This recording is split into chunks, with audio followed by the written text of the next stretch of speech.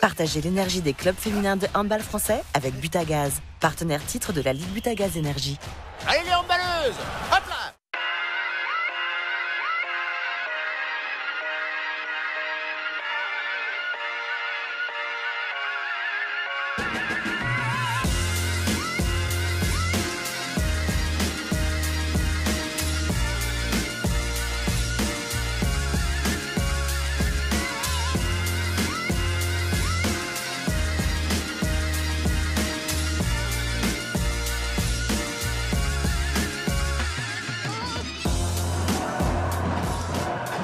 Salut à tous, le Palais des Sports Gagny-Yalouz pour cette 18e journée de Ligue Butagaz Énergie. Bienvenue à Besançon pour cette rencontre entre les Bisontines et les joueuses de Mérignac. Le 5e face au 11e, 10 points d'écart entre les deux équipes. Amélie Gojo, bonsoir. Bonsoir. Amélie, on a deux équipes qui ont cette volonté de prendre des points, mais pour des dessins bien différents pour ces 10 derniers matchs de cette fin de saison, avec l'Europe en ligne de mire pour Besançon et assurer son maintien pour Mérignac. Oui, vraiment deux équipes qui avaient vécu un match très accroché au match aller, avec forcément Mérignac qui veut creuser encore un petit peu l'écart avec les équipes en bas de tableau, et puis Besançon qui veut conforter, c'est vrai, cette 5e place et continuer sur leur belle lancée. On va jeter un petit coup d'œil au classement et au programme un petit peu de cette journée, parce que Besançon reste sur 2 victoires consécutives et va vouloir profiter un petit peu des autres matchs de cette 18e journée pour capitaliser et essayer par exemple de se rapprocher des équipes de tête comme le Paris 92 qui va recevoir la JDA Dijon ou encore Nantes qui sera en déplacement du côté de Celles-sur-Belle. Vous voyez la suite du programme avec un match très important pour le maintien entre Plancuc et Fleury. Brest reçoit Bourg-de-Péage et Metz, le leader, accueille Chambray-Touraine. Voici le classement dont on parlait, Amélie, avec le parcours sans faute pour Metz, suivi de Brest, les deux équipes qui ont par ailleurs joué et gagné un match en retard en milieu de semaine. Et voilà, c'est ce classement qui nous intéresse, avec Besançon qui est niché à la 5e place et qui va essayer de se faufiler pour être dans le top 4. Voilà, avec cet affrontement avec Mérignac, c'est vrai que c'est une équipe, même si elle se trouve à la 11e place, qui est quand même à chaque fois très accrocheuse et qui est difficile à manœuvrer. Et puis du côté de Mérignac, eh bien, c'est une série qui n'est pas florissante d'un point de vue comptable. Il faut dire qu'il y avait des adversaires de qualité, avec des défaites, peut-être le manque de rotation. On y viendra un petit peu plus tard. On va en attendant accueillir Sébastien Mizoul, l'entraîneur de Besançon. Sébastien, bonsoir. On en parlait avec Amélie, ton équipe est sur une bonne série avec 2 victoires consécutives face à Paris, face à Nice. Là, il y a cet objectif forcément 4e place, et ça passe par une victoire dès ce soir à domicile avant d'entamer une série avec plusieurs équipes dites à ta portée. Oui, à Mérignac, c'est une équipe qui doit être à notre portée, ne serait-ce qu'au vu du classement. On sort d'un bon match à Paris, on a eu un match un peu plus compliqué contre Nice, mais il était important de gagner ces matchs-là quand on est dans le dur. La semaine de vacances, ça fait du bien, j'ai retrouvé des filles beaucoup plus fraîches après la série de 14 matchs. On sort d'une belle semaine d'entraînement. Voilà, on est dans une autre configuration que le match aller, où il n'y avait pas eu Nathalie Anosek et Alexandra Rosiak. Donc j'espère que ce soir on fera un bon match et qu'on aura 3 points à la sortie. Oui, alors du coup, sur quoi tu comptes appuyer le plus? Parce que là, ils arrivent en effectif un peu limité. Alors je me méfie toujours des équipes qui arrivent en effectif un petit peu limité. C'est ce qui nous était arrivé nous quand on était allé à Brest, si je vous rappelle. Et limitées, elles avaient été limitées quand elles avaient joué Celles-sur-Belle. Et elles avaient fait un bon match, elles avaient réussi à l'emporter. Donc il faut se méfier des équipes toujours avec un effectif un peu réduit, parce que là, les joueuses vont chercher d'autres ressources, d'autres sources de motivation. Donc moi j'ai prévenu mes filles qu'aujourd'hui elles ne sont pas 9, elles sont 14, et qu'il faut le jouer comme un match important, sérieux, et toujours mettre l'accent sur l'aspect défense et montée de balle qui pour nous est important. Donc voilà. Merci, ça marche. Bon Merci. match. Bon match.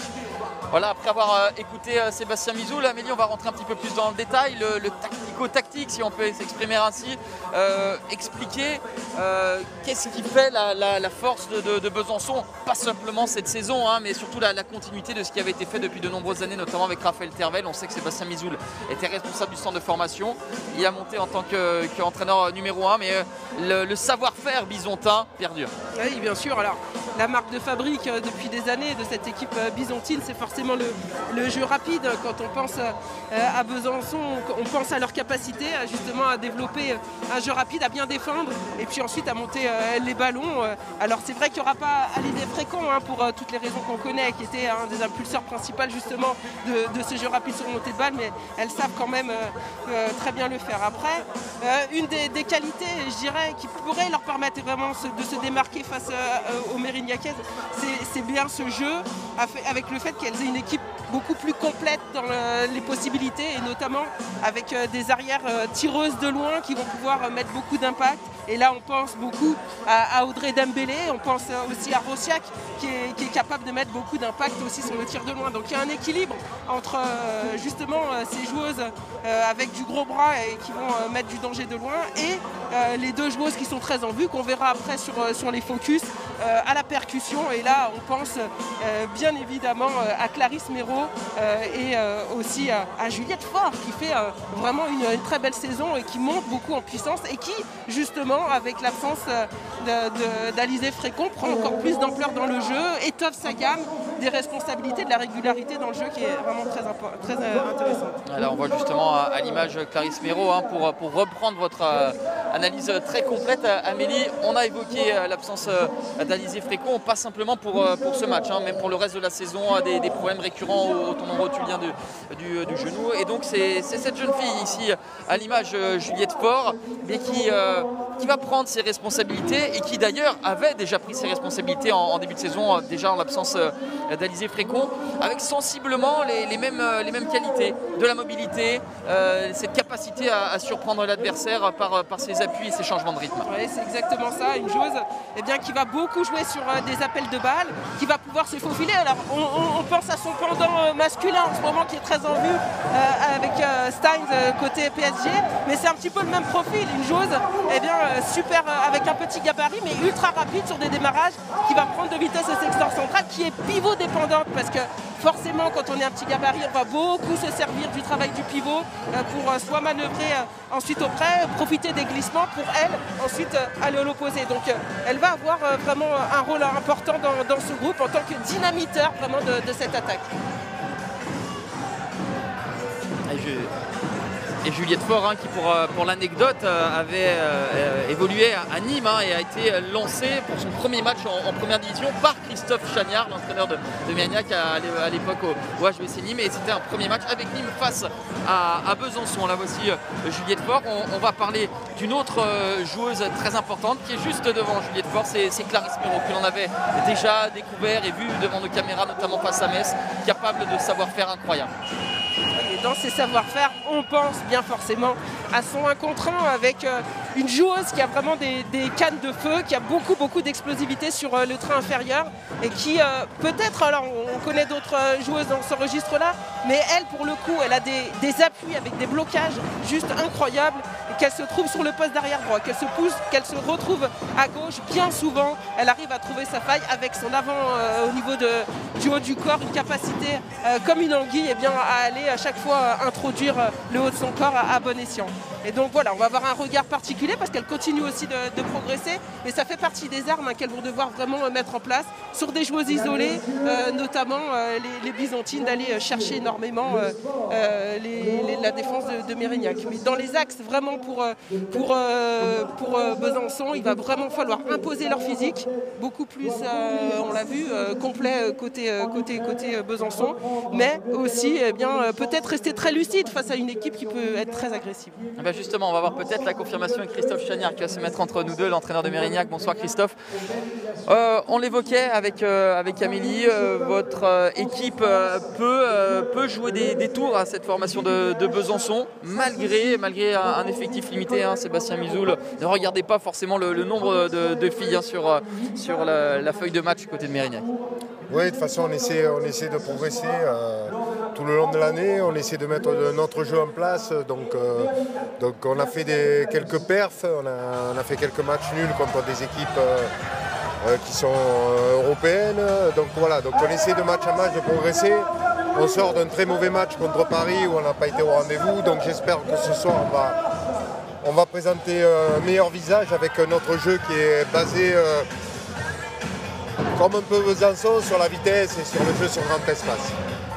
Ouais, justement, est-ce que tu as gardé quelques petites armes tactiques pour essayer de faire déjouer, même avec ce contexte un peu particulier par rapport à l'effectif Ouais, alors c'est difficile parce qu'il y a des armes de partout en face.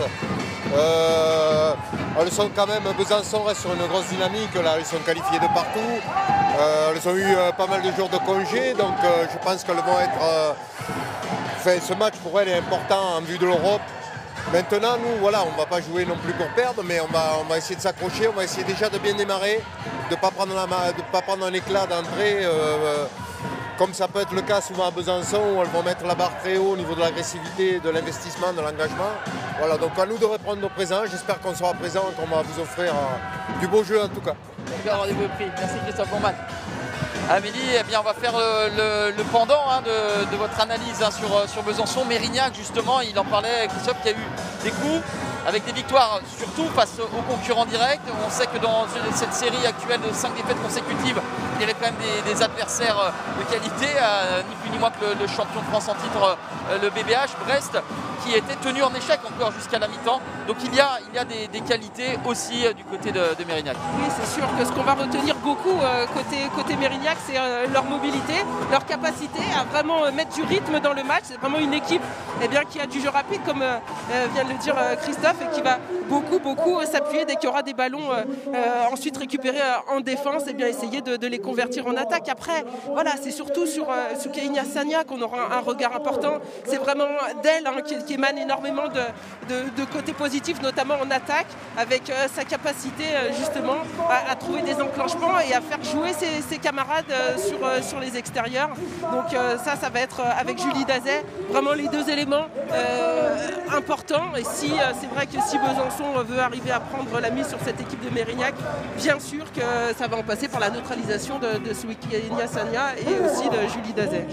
Soukena Sagna, que l'on avait retrouvé, l'ancienne joueuse de Celles-sur-Belle, qui était arrivée en cours de saison à Paris dans la deuxième moitié, qui était un petit peu à court de forme. Elle avait très bien terminé avec le Paris 92 et là c'est l'une des pièces maîtresses de cette formation mérignacaise. Et voilà, alors quand on pense à elle, c'est vrai qu'une de ses qualités, c'est vraiment le changement de risque. C'est une marque de fabrique de cette joueuse. Elle est vraiment capable, une fois qu'elle a le ballon, de passer du très lent au très rapide et de surprendre avec une sorte de vision de jeu associée à un sens du jeu qui est vraiment remarquable. Et donc à partir de là, elle arrive bien souvent soit à déborder côté gauche, côté droit, avec une préférence côté droit. Et ce qui va vraiment faire la différence grâce à elle, ça va être tout ce jeu qu'elles vont aller chercher sur les extérieurs, surtout face à une défense de Besançon qui est en banane, qui va mettre beaucoup de pression dans le secteur central. Pour elle, leur objectif c'est d'aller contourner cette défense et d'aller mettre les pattes sur les extérieurs. Très bonne joueuse que cette Soukena Sagna, qui va essayer de retrouver son meilleur niveau, elle qui est de la génération Méline Nocandi, Orlane Canor notamment, Déborah Lassource, et qui a des savoir-faire indéniables.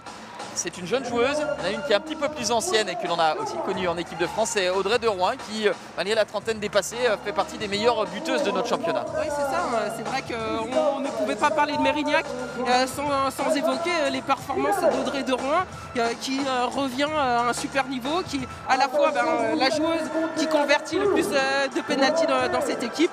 Et puis, comme on a beaucoup parlé de ce jeu sur les extérieurs et forcément aussi du jeu qui va de la gauche vers la droite, puisque Mendoza revient, mais on a beaucoup joué avec des 3 tirs à droite, il y a un paquet de ballons qui finissent sur les ailes et notamment sur Audrey Derouin. Donc voilà pourquoi ces deux focus. Une équipe de Mérignac qui va vraiment essayer de jouer sur l'agressivité défensive. Alors c'est vrai que les charnières ne sont pas forcément les plus aguerries dans l'exercice, mais par contre leur agressivité leur permet bien souvent de faire déjouer les adversaires. Voilà, on va vous laisser vivre les derniers instants, les quelques minutes qui précèdent ce coup d'envoi avec cette salle, ce palais des sports qui s'est garni peu à peu. On a vraiment toutes les clés pour apprécier comme il se doit cette rencontre, Amélie, avec toutes les forces en présence, les plans des entraîneurs. On va voir comment ça se matérialise sur le terrain dans quelques instants avec l'entrée des joueuses byzantines qui vont avoir cette volonté, on le disait, de faire la passe de 3 et d'enchaîner une nouvelle victoire. Parce que c'est vrai, évidemment, Amélie, que lorsqu'on arrive à être tombeur de Nice et du Paris 92 dans sa salle, c'est vrai que l'on aspire à ne pas tomber dans le piège à domicile face à une équipe qui lutte pour le maintien. Ouais, et surtout qu'ensuite elles auront encore un enchaînement ultra dense sur le mois d'avril à jouer la Coupe de France. La Coupe de France, elles sont exemple du quart, mais ensuite elles auront les matchs de Coupe d'Europe à gérer, des gros matchs face à Bietigheim notamment, avec d'autres concurrents directs sur lesquels il faut encore prendre l'ascendant. Donc forcément que ce match-là, il faut absolument le gagner, surtout à domicile face à une équipe de Mérignac qui peut toujours les faire déjouer. Alors, on l'a vu avec les caméras de notre réalisateur Thomas Mutoz, cette joueuse qui a tant manqué à Besançon pendant des semaines. On sait qu'il y a deux arrières shooteuses et très intéressantes polonaises avec Alexandra Rosiak et Natalia Nosek, et cette dernière qui revient dans le groupe, et c'est bien sûr qu'il y a cette polyvalence dans les rangs de Sébastien Mizoul avec les joueuses qui peuvent dépanner à tous les postes, mais le fait d'avoir une arrière droite gauchère, ça aide. On va justement jeter un petit coup d'œil au set de départ de l'ESBF. Oui, pour équilibrer le jeu, elle qui avait montré tellement de belles choses sur le début de la compétition, avec sa capacité à tirer de très très loin, une grosse arme bien sûr qui va essayer de mettre en avant Besançon dans ce collectif déjà bien rodé. Ça fait encore une arme de plus pour équilibrer les choses. Alors c'est vrai qu'il y aura l'absence sur le côté de l'aile gauche avec la blessure de Camilla Houstin à la main, mais il y aura de quoi aussi prendre le pendant avec Cara Chimanga. À droite, à l'aile droite, ce n'est pas l'internationale Lucie Granier qui va débuter, mais Sabrina Zazaï. Ce sera le fil rouge de notre soirée. On a vu la bise, l'accolade plus que chaleureuse entre Sébastien Mizoul et Christophe Chagnard, les deux hommes qui se connaissent par cœur. On aura l'occasion de rentrer dans le détail. Soyez bien au rendez-vous à la mi-temps. Le grand entretien sera à la mi-temps avec vraiment un grand format, avec les deux entraîneurs qui se retrouvent, qui ont officié ensemble il y a quelques années de cela au HBC Nîmes. Christophe Chagnard était l'entraîneur principal avec Sébastien Mizoul qui était son adjoint. On a réuni les deux hommes et puis bien voilà, je vous ai assez teasé. Soyez au rendez-vous à la mi-temps, puis vous verrez, c'est un moment assez sympa où on parle de hand, mais pas que. On va là se concentrer sur le hand et sur le match dans quelques instants avec le coup d'envoi de cette rencontre et surtout l'équipe de Mérignac. On va s'en apercevoir, ça saute aux yeux. Le banc est beaucoup moins fourni, mais le set est de qualité. Et oui, donc on a parlé de ces trois arrières. Alors droitière, Soukaina Sania, Julie Dazet, Antonissen, voilà, des joueuses qui vont énormément manœuvrer auprès et qui ont cette capacité, cette vision de jeu. Voilà, des joueuses qui sont interchangeables sur la base arrière. Ça va être intéressant à regarder avec forcément Léa Linière sur le poste à l'aile gauche, avec Audrey Derouin aussi de l'autre côté et à l'intérieur Anna Lacoué. Allez, finalement, petit changement de dernière minute, ce ne sera pas Léna Le Borgne qui va débuter dans les cages, mais Hélène Falcon.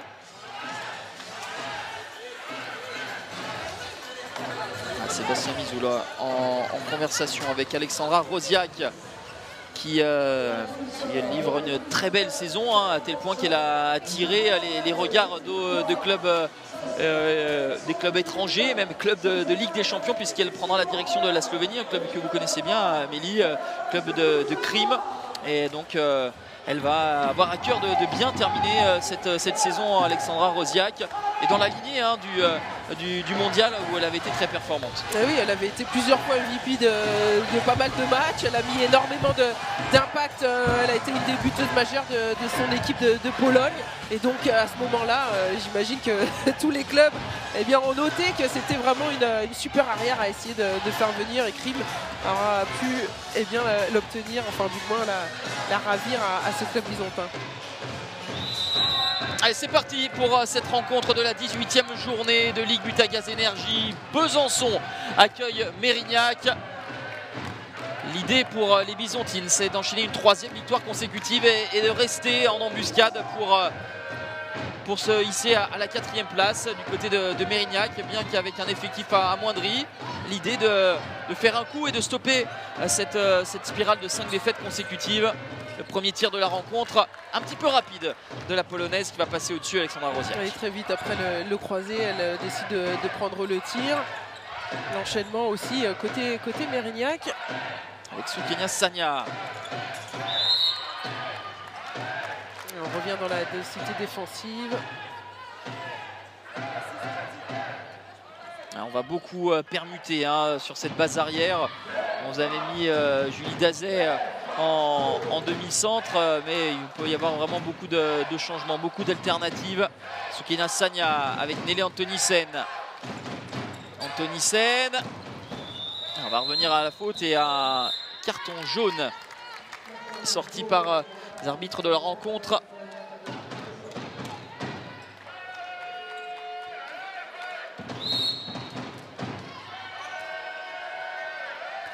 Allez, on va enchaîner avec le Yago, le temps fort à gauche. Antonissen avec Sagna, la belle prise d'intervalle et le premier de cette rencontre inscrit par Julie Dazet. Ouais, simplement avec le changement de rythme sur la passe de Soukenia Sagna, elle va vite s'infiltrer dans le 1-2. Julie Dazet, c'est parfait. Rosiak a bien évité cette montée d'Anna Lacoué et l'égalisation dans l'immédiat. Ouais, il y aura beaucoup d'intention, en tout cas d'aller sur le jeu de transition, poser des problèmes à cette charnière centrale côté Mérignac, ce qu'a très bien fait là Rosiak avec son pivot.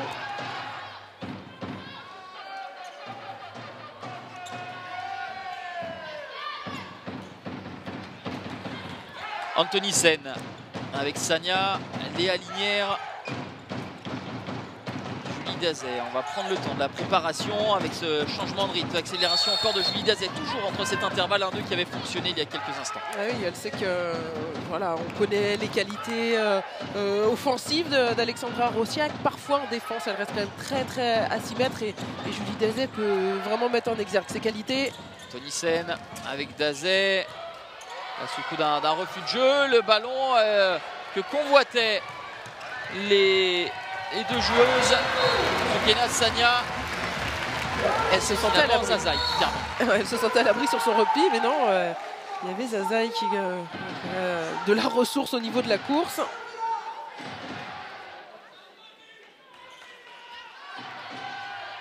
Antonissen avec Soukenia Sagna. Anna Lacoué.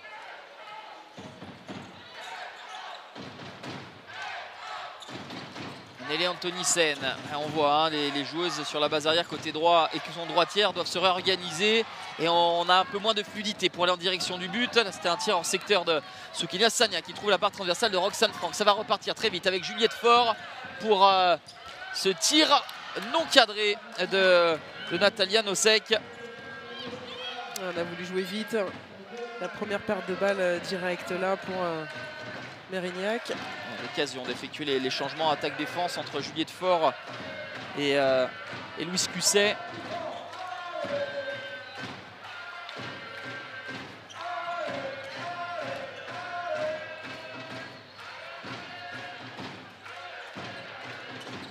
Rosiak. Le ballon perdu par les Byzantines avec un marché. Et Julie Dazet qui va essayer de mettre du rythme, profiter du mauvais replacement des Byzantines. Oh oui. Antonissen, c'est bien fait. Elle a éliminé Rosiak pour ensuite décaler Audrey Desrois en échec face à Roxane Franck. Mais on va revenir à la faute initiale. Et vous parliez de ces moments d'égarement, de flottement défensif d'Alexandra Rosiak. Elle est Elle est exclue. 2 minutes avait été prise sur cette induction d'Anthony Sen. S'est fait balader par le changement de rythme là de l'arrière droite.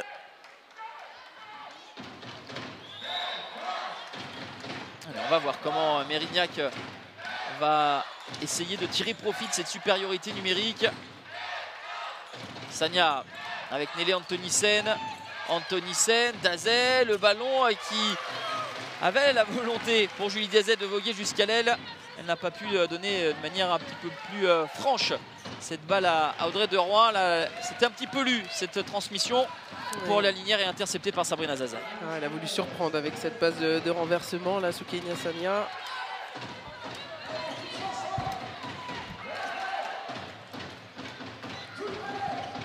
Allez, après 5 minutes de jeu légèrement dépassé, la possibilité pour Besançon de faire un premier mini break avec Juliette Faure, Pauline Robert, Clarisse Méraud, Juliette Faure, et un marché, pas de trop, et c'est vrai que là ça ne s'était pas ouvert, et on va accélérer du côté d'Anthony Sen.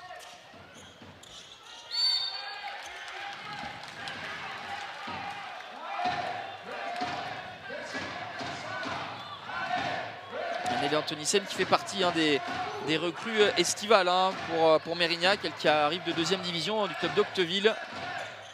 Ouais, c'est bien intégré dans ce jeu là auprès, avec beaucoup de finesse avec les autres arrières et notamment Julie Dazé à manœuvrer. Ouais, ils sont tatillons les arbitres sur les marchés. Ah oui, beaucoup de marchés. Je crois que ça doit être le 3e ou le 4e déjà depuis le début de cette rencontre. On a Anthony Sen justement, la jeune belge.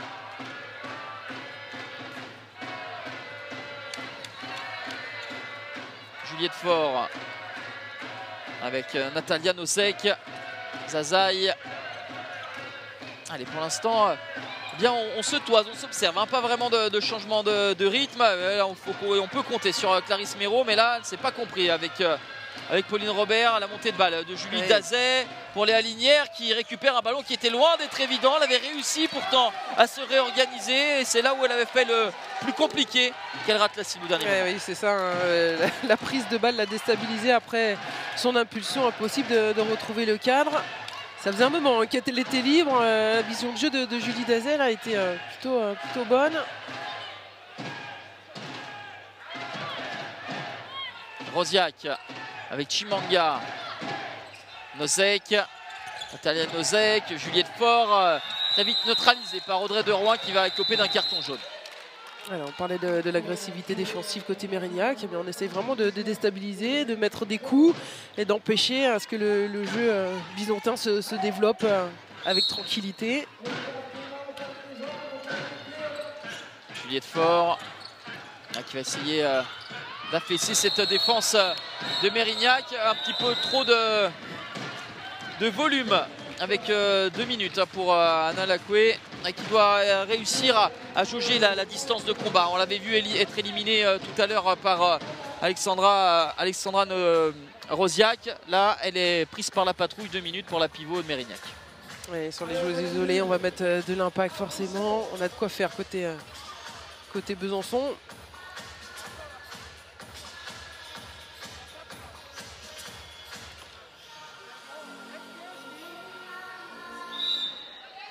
Pas une rencontre à but depuis le début de cette partie. Ouais, là en supériorité, on s'attend quand même à ce qu'on puisse développer le jeu. Nosek avec Juliette Faure, Alexandra Rosiak, décalage à l'aile, Karachi Manga. Eh bien décidément, d'un côté comme de l'autre, la mire tarde à être réglée. Eh oui, encore un tir hors cadre. Tout à l'heure, c'était Léa Linière.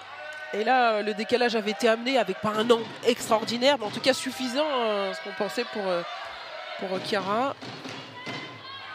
Alors, on a fait sortir Hélène Falcon pour l'entrée d'une joueuse de champ supplémentaire en la personne de Mélanie Jobard, ici en possession du ballon, l'ailière gauche qui portera les couleurs de Toulon la saison prochaine pour pallier au départ de l'ancienne byzantine Marine Dupuis. Bien voilà, une belle rentrée avec Léa Linière qui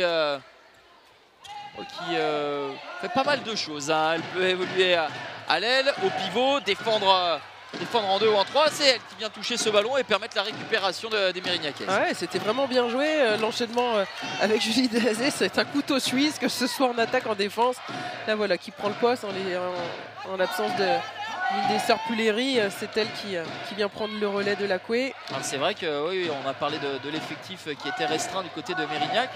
Les sœurs Puléry, les sœurs jumelles, Emma la pivot et Laurie l'arrière sont réquisitionnées par l'équipe réserve de Nationale qui est en Nationale 1 qui est en difficulté pour le maintien. Et donc pour les besoins de l'équipe réserve, eh bien, elles sont redescendues. Et de fait, on a une pivot de métier, Anna Lacoué, et une pivot par procuration. Elle est à Linière. Oui, elle avait déjà eu un peu de temps de jeu malgré la présence des jumelles sur le dernier match au poste. Et là, c'est bien fait. Bien fait de la part d'Anthony Sen. Elle s'est élevée côté gauche. Elle a décroisé son tir, complètement battu sur ce coup-là pour donner l'avantage à Mérignac. Roxane Franck avait picoré complètement sur sa droite. Ouais, elle est précieuse dans le changement de rythme et dans sa capacité à remettre du danger. Alors, on a l'impression que le jeu est complètement arrêté à ce moment-là. Elle est capable de se réorienter vers le but avec justesse. Kirachi Manga avec Juliette Faure. Nozek pour Rosiac.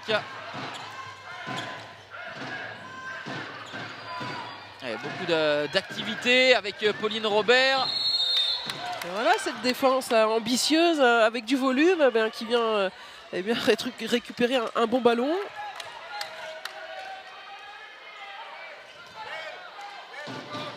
Et bien sûr, ça va en passer par leur capacité à mettre des temps forts comme celui qu'on vient de voir là en défense et à des moments récupérer cette phase de jeu là où on fait tourner le ballon. C'est le meilleur moment de reprendre un peu son souffle.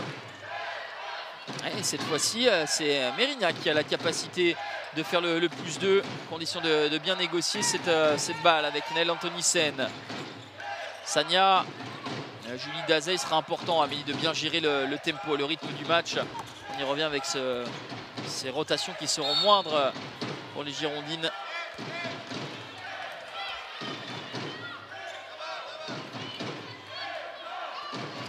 Sania, le tir apparent qui va être contré par Rosiac. Peut-être pas énormément de temps pour mener à bien cette prochaine séquence pour les Mérignacaises. On va guetter les arbitres. Cette équipe de Mérignac qui reste sur 5 défaites consécutives. -3 Bourg-de-Péage, -1 à l'aller contre Besançon, -6 contre Brest, mais ayant tenu en échec jusqu'à la pause le BBH, -1 à Nice et -7 contre Paris. Donc il y a eu quand même un calendrier assez complexe depuis le début de l'année.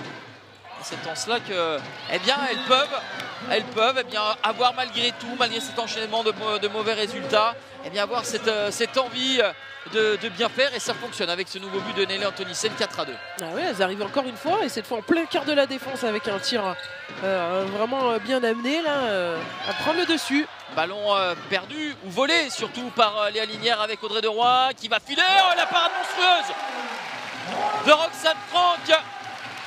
Oh, il va faire du bien cet arrêt, et à Roxane Franck et à toute son équipe, parce que là, avec ses peines pour mener à bien les attaques, ballon perdu avec une balle de -3 sauvée par la gardienne byzantine, ça va permettre peut-être à l'ESBF de se remettre à l'endroit. Ah ouais, elle avait bien suivi la course et le bras d'Audrey Deroy pour s'interposer faire l'arrêt. Ouais, et c'est le bras là d'Audrey Dembélé qui fait parler la poudre, son tout premier ballon à exploiter, à négocier. On parlait de sœurs jumelles. Voilà, l'une des jumelles Dembélé, sa sœur Laurine qui est à Metz et qui rejoindra Nice la saison prochaine. Elle est prêtée par Metz d'ailleurs. Audrey Dembélé le sera toujours la saison prochaine.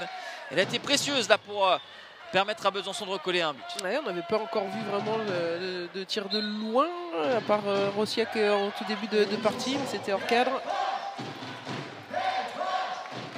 Jobard avec Anthonysen, Julie Dazé qui libère son ballon, voilà, qui a bien été développé, ça circule. Ah non, l'intervalle n'existait pas. On avait réussi à mettre de la vitesse et à trouver le décalage in fine sur la droite. Finalement, personne n'allait au tir. Dembélé pour Pauline Robert neutralisé et qu'il n'a pas pu se saisir du ballon. Voilà, on parlait de la lucidité côté Besançon, les moments où elles arrivent à récupérer des balles. Pour l'instant, il y a quand même beaucoup de cafouillage dans le jeu. Ça manque de clairvoyance côté Besançon.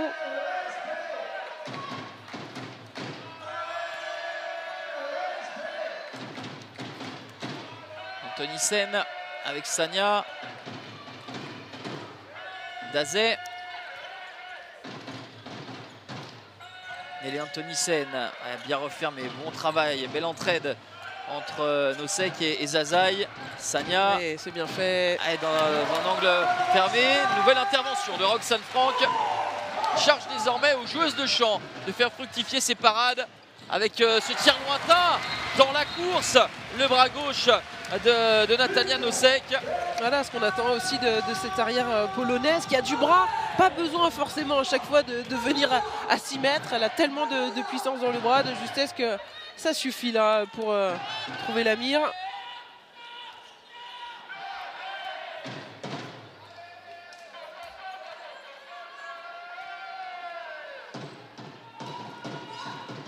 Dazé avec Sagna, Anthony Sen.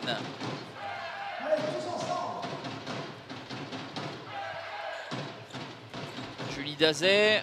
Oh, avec Léa Linière qui avait réussi à se démarquer. Sagna. Ouais.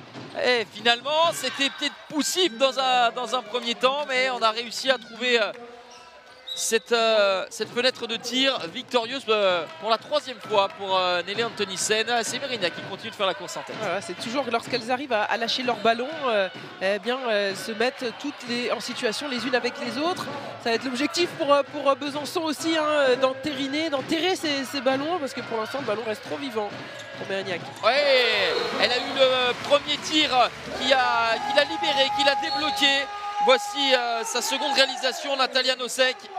Ouais, c'était en dézonant un peu dans le secteur central. Tout à l'heure, c'était vraiment sur son poste. Et là, elle bénéficie des croisés, de la dynamique pour venir implanter son bras. Elle qui est de retour. Elle avait été blessée de nombreuses semaines. Elle avait vraiment manqué à Sébastien Mizoul. Là, son retour est précieux. C'est elle donc, qui remet les deux équipes à égalité. Anthony Sen avec Sagna. La passe sautée qui est trop forte, trop haute. Ça a filé directement en touche. Dembélé, la parade de Falcon. Le deuxième ballon récupéré par Pauline Robert, mais qui est passé par la zone. Et le but sera invalidé. Et on sent à côté Besançon cette volonté de faire glisser Pauline Robert pour ouvrir le champ pour les arrières qui arrivent plein phare dans l'axe central. Ouais, on a vu, dès sa prise de balle, Audrey Dembélé avait cette volonté d'aller au tir. On l'a tout de suite senti. Pas satisfait Sébastien Mizoul, parce que c'est vrai que tous les aspects positifs, toutes les valeurs, les savoir-faire de Besançon, on ne les retrouve pas. On ne les a pas vus que très rarement dans ce premier quart d'heure écoulé. Oui, elles subissent en défense. Alors voilà l'initiative, mais ratée sur la montée inversée de Chiara. Début de match compliqué pour Audrey de Rouen, 2 fois en échec. Là, un appui zone.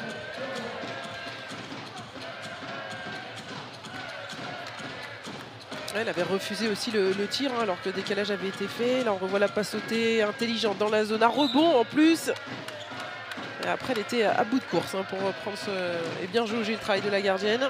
On a eu l'apparition sur le terrain d'Ilona Kiefer, l'ancienne Bisontine qui avait rejoint Mérignac au mois de janvier dernier en prêt. Et là désormais elle fait partie intégrante de l'effectif mérignacais. C'est elle qui va faire la paire avec Anna Lacoué en poste 3 pour essayer de surveiller encore Pauline Robert, mais un petit peu en retard pour sortir devant Audrey Dembélé. Il est beau l'enchaînement là d'Audrey Dembélé. On voit toute la puissance, sa capacité malgré la prise en charge et bien de lâcher son bras. Et de Mendoza, arrière droite argentine. Sienna Mendoza qui évoluait à Arkenheim en D2F la saison dernière. Retour de blessure depuis peu, problème au tibia pour Mendoza. Anthony Sen avec Soukenia Sagna. Mendoza qui va venir au large. Le service pour les Linières. Et la relance éclair millimétrée de Roxane Franck pour Chiara Chimanga. Ça a été effleuré. Juste ce qu'il fallait par Hélène Falcon. Très belle intervention de la gardienne de Mérignac. Ouais, on avait vu une belle relance, une belle montée de balle et ça n'aura pas suffi à Besançon pour creuser un peu plus l'écart. Amélie, on a vu hein, toute la malice, hein, la capacité pour Léa Linière de se démarquer. Mais parfois, eh bien, elle peut faire tout ce qu'elle veut. S'il lui manque les centimètres, ouais, on a vu. Son envergure, c'est vrai qu'elle peut pas, elle pouvait pas, mais elle avait bien compris le jeu de sa partenaire.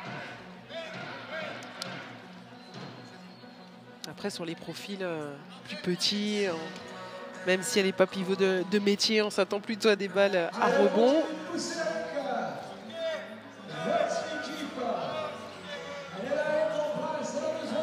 entre Hélène Falcon et Elena Leborgne, ancienne gardienne de Dijon.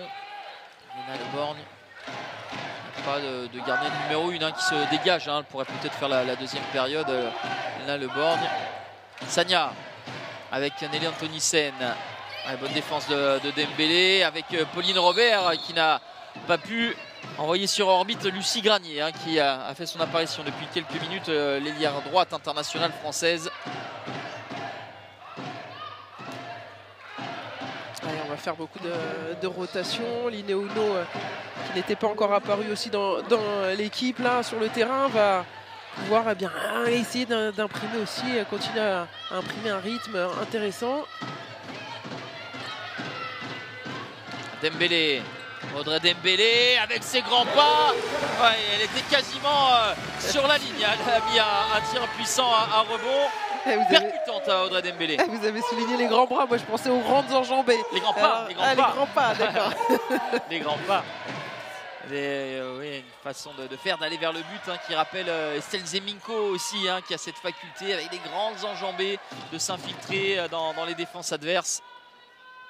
Ouais, c'est difficile à contenir en tout cas pour la défense et les charnières centrales côté Mérignac. Eh bien, enfin, on l'a, ce mini break, ce +2. Il est en la faveur de Besançon. Avec Sagna. Mendoza, la fin de tir. Souké Sagna qui prend le ballon dans les airs. C'est bien combiné. Et Soukena Sagna qui trompe Roxane Franck. Ouais, c'était beau. Sur un appui pour prendre aussi de vitesse la gardienne. Ouais, Dembélé, elle est en feu. C'est la joueuse la plus décisive du côté de Besançon depuis le début de cette partie. Lorsqu'elle arrive à se mettre en course pendant que sa partenaire travaille, eh bien c'est difficile de la stopper. Là, le couloir grand ouvert pour elle. Dazé avec Yana Lacoué. Soukena Sagna. Julie Dazé. Ah, le tir par en dessous. Soukena Sagna. Il a fallu aussi à elle ce premier but, hein, le précédent, pour la libérer, lui permettre de prendre davantage confiance et ses tirs en première intention dans la continuité pour ramener son équipe à une longueur. Ouais, elle qui était plus dans le jeu en relation, a essayé de créer des déséquilibres. Là maintenant, eh bien, elle montre toute sa panoplie, tire en suspension, tire en appui par la suite. Elle va voir si on va pouvoir observer toute sa gamme. On a l'impression Dembélé d'un côté, Sagna de l'autre. Clarisse Méraud avec Lucie Granier. Dembélé, la passe très compliquée qui va filer en touche. Elle se précipite, elle avait déjà l'intention de faire cette passe renversée là à l'aile. Techniquement plus dur à concrétiser. Ouais, Mendoza qui arrive, qui tire au-dessus des bras de Linné Uno et transperce Roxane Franck, 8 partout. Elles sont opportunistes, hein, les Mérignacaises là sur ces dernières situations. Elles se lâchent complètement avec un tir à nouveau dans la foulée là, qui était très, très bien ajusté. Bien masqué au-dessus de la tête du défenseur. Linné Uno avec Dembélé.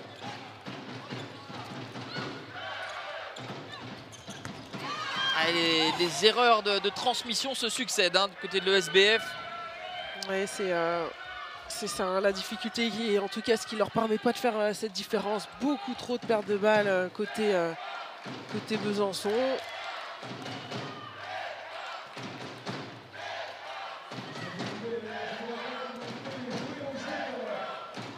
Mendoza, Dazé.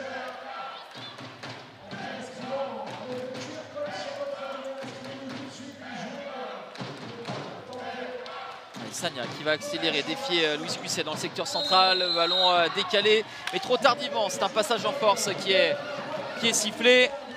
Et le rythme mis par Lineu Uno, Dembélé. Uno, le bon glissement de Louis Cusset et cette parade en étoile, superbe d'Hélène Falcon. Ah ouais, sur le glissement qui a été une fois, alors tout à l'heure c'était beaucoup plus Pauline Robert qui les jouait, mais dans le même registre, tactiquement, on a envie d'enfoncer le clou sur ces glissements.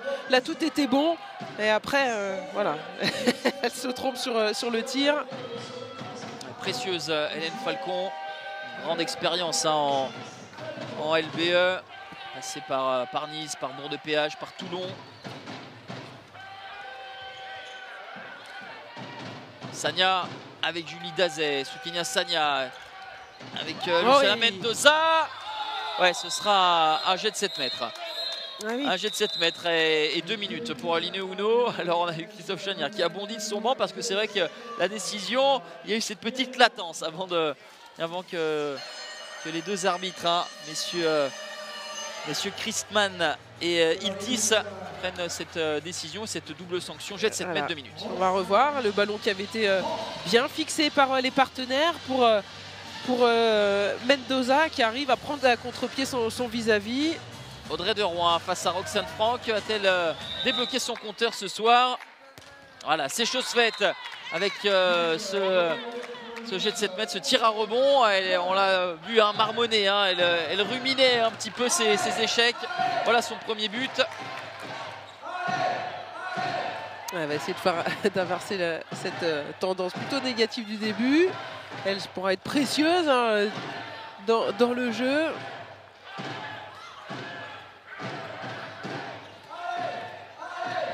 Et Mérignac qui reste sur un 3-0, hein, si je ne m'abuse, qui était à -2 et qui a repris l'avantage avec le retour de Juliette Faure. Juliette Faure, voilà, avec son changement de rythme qui a surpris Hélène Falcon, 9 partout. Elle est déjà dans le camp inverse, à essayer de mettre la pression. Ah, elle n'a pas vu qu'il y avait... Ah ouais, parce que là, ça s'était ouvert. Il y avait le couloir là. Pour elle, finalement... Et elle s'est toujours pas rendu compte hein, qu'il y avait ce... Ah ouais, au moins elle s'en veut pas parce qu'elle n'a pas vu qu'il y avait cette faille. Petite passe à rebond pour chercher Anna Lacoué, ça ne fonctionne pas. Interception de Clarisse Méraud et Louise Cusset qui va temporiser.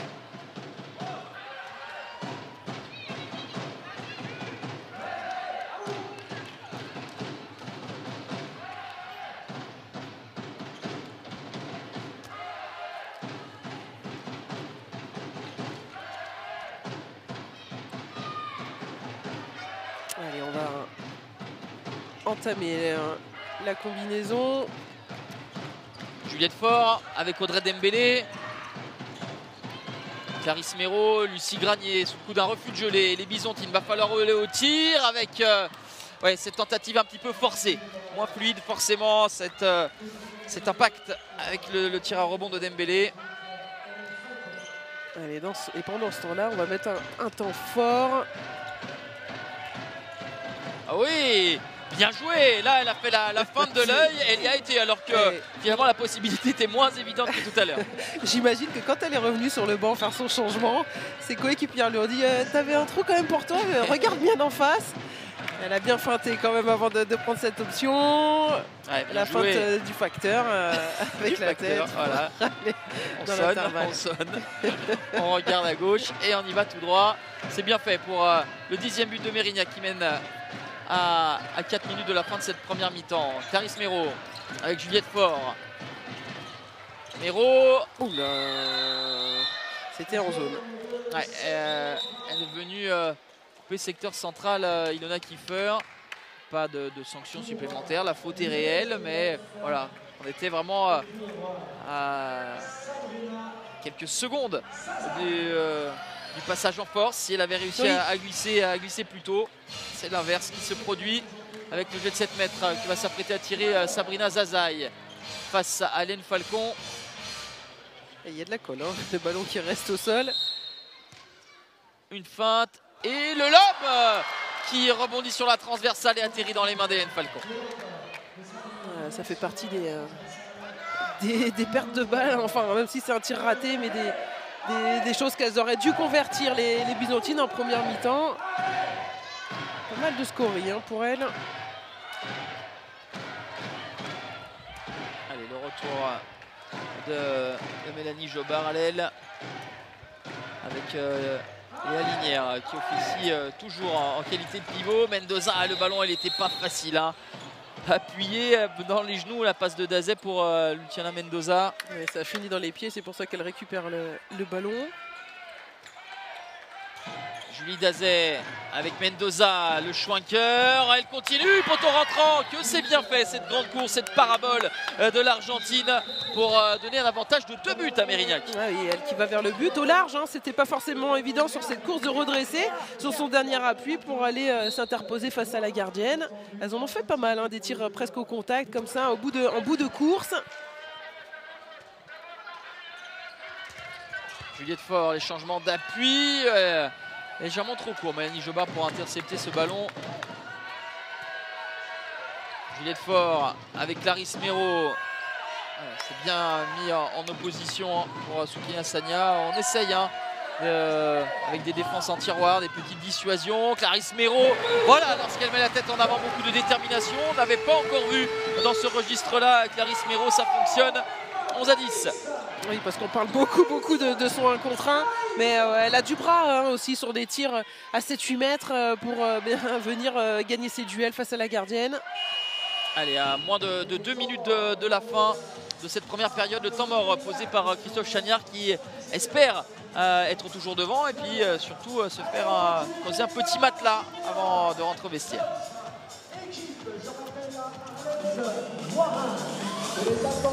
Souquet passe demi, tu défends un ici, d'accord.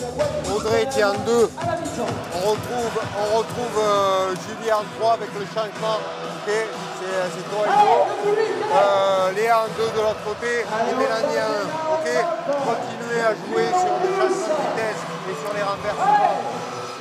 À droite, ça ferme, le reste sur Audrey. Hein. Donc, prenez-moi cet intervalle de temps en temps, essayez de voir si tu peux pas prendre l'intervalle. Elles vont te craindre à l'intérieur parce que tu le fais, alors passez à alterner. Ou sur des rotations, Souquet peut se retrouver à droite. Elles attendent que vous jouez avec le pivot. Jouez dans les intervalles, ça marche. Allez, ok.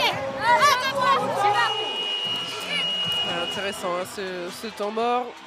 Forcément, Christophe Chagnard qui demande de l'alternance sur le plan tactique aussi. Il y a eu pas mal de joueuses arrière qui ont trouvé des options dans le secteur central. Il dit, allez, il faut peut-être aller resurprendre un petit peu maintenant sur l'extérieur. On a vu sortir de ce temps mort, petit plan sur les U15 du club alsacien de Danemarie. Évidemment, le club qui joue au plus haut niveau. Dans ce coin-là, bien s'il y a Metz, il y a également Besançon. Ouais, ils ont fait le déplacement pour voir ce match. Voilà, petit clin d'œil pour les U15 du club alsacien de Danemarie. Et reprise du jeu avec Audrey Deroy, Souquet Sagna, la feinte et derrière le tir dans une position complexe.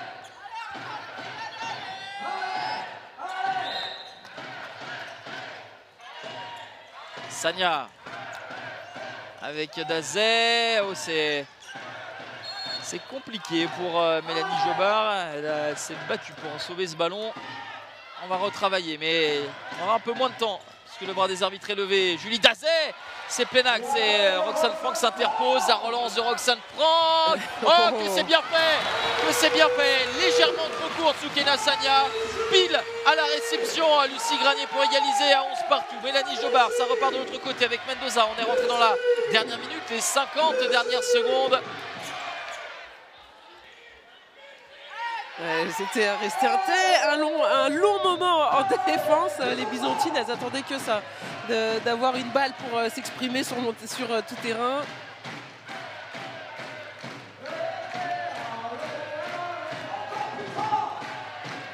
Mendoza avec Sagna.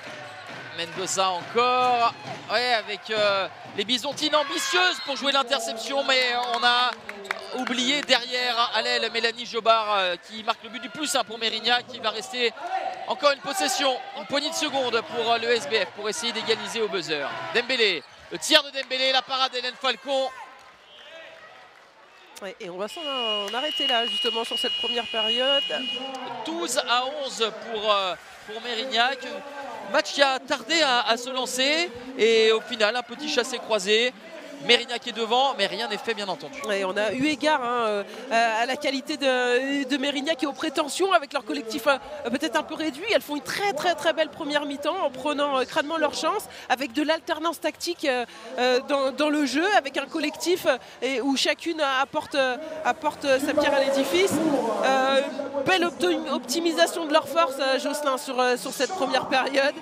Côté Mérignac, côté Besançon, encore pas mal de scories, des difficultés finalement à développer complètement leur jeu et à être régulière dans leur performance, Jocelyn. En compagnie d'Audrey Dembélé, on sait qu'elle n'est pas trop cliente des interviews de mi-temps, mais forcément quand on fait une belle entrée comme ça, tonitruante, on est obligé de t'avoir avec nous. Ouais, Audrey, quel est ton regard sur cette première période où vous êtes certes mené, mais malgré les nombreuses erreurs, les pertes de balles, les tirs pas cadrés dans un premier temps, mais vous restez quand même au contact. On a une belle équipe de Mérignac qui nous fait mal, qui nous fait courir. On a une belle partie de Rox qui nous fait les arrêts décisifs. Je pense qu'on doit continuer à monter les ballons et c'est notre point fort. Il faut qu'on continue. Oui, parce que justement, on avait en début de match avec Amélie dépeint vos qualités, ce jeu sur grand espace, arriver à mettre les arrières en position. En quoi cette formation de Mérignac vous embête pour ne pas être dans votre zone de confort? Je pense que c'est une équipe qui lâche rien. À la dernière passe, il faut être concentré, sinon elle va aller au tir à la dernière minute, quoi. Et bien voilà, vous avez les recettes, à vous de les mettre en application. Merci beaucoup. Est-ce qu'on va enchaîner avec Soukina Sagna?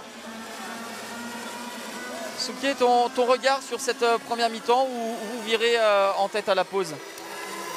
Franchement, on se bat comme on veut. Maintenant, on est très réduite niveau effectif, donc c'est très dur physiquement. Voilà, on savait que ça allait être un combat dur, maintenant c'est pas fini. Il y a beaucoup de choses à réguler encore, mais on essaie de garder le rythme et de faire avec ce qu'on a. Toi qui es justement un petit peu à l'organisation, la distribution, cet aspect physique, gestion des efforts va être important, surtout en deuxième période. C'est sûr. Et surtout, il faut rester très concentré et pas perdre des ballons bêtement, ce qui est compliqué quand justement il faut distribuer, il faut prendre des risques surtout. Mais justement, il faut doser et pas trop prendre de risques non plus. Donc ouais, c'est un peu compliqué, mais c'est notre métier, donc on essaie de faire avec ce qu'on a et on fait de notre mieux, tout simplement. Elle est soufflée un petit peu. Merci. Merci Souké. Voilà. 12 à 11 pour Mérignac à la pause dans ce match où, on l'avait dit, l'un des fils conducteurs se situait aussi sur le banc avec Sébastien Mizoul d'un côté, Christophe Chagnard de l'autre. On en a parlé, le grand entretien du jour, eh bien, on va avoir ces deux protagonistes, Christophe Chagnard et Sébastien Mizoul, qui ont travaillé ensemble. Ils sont opposés ce soir, mais une grande amitié perdure. Grand entretien.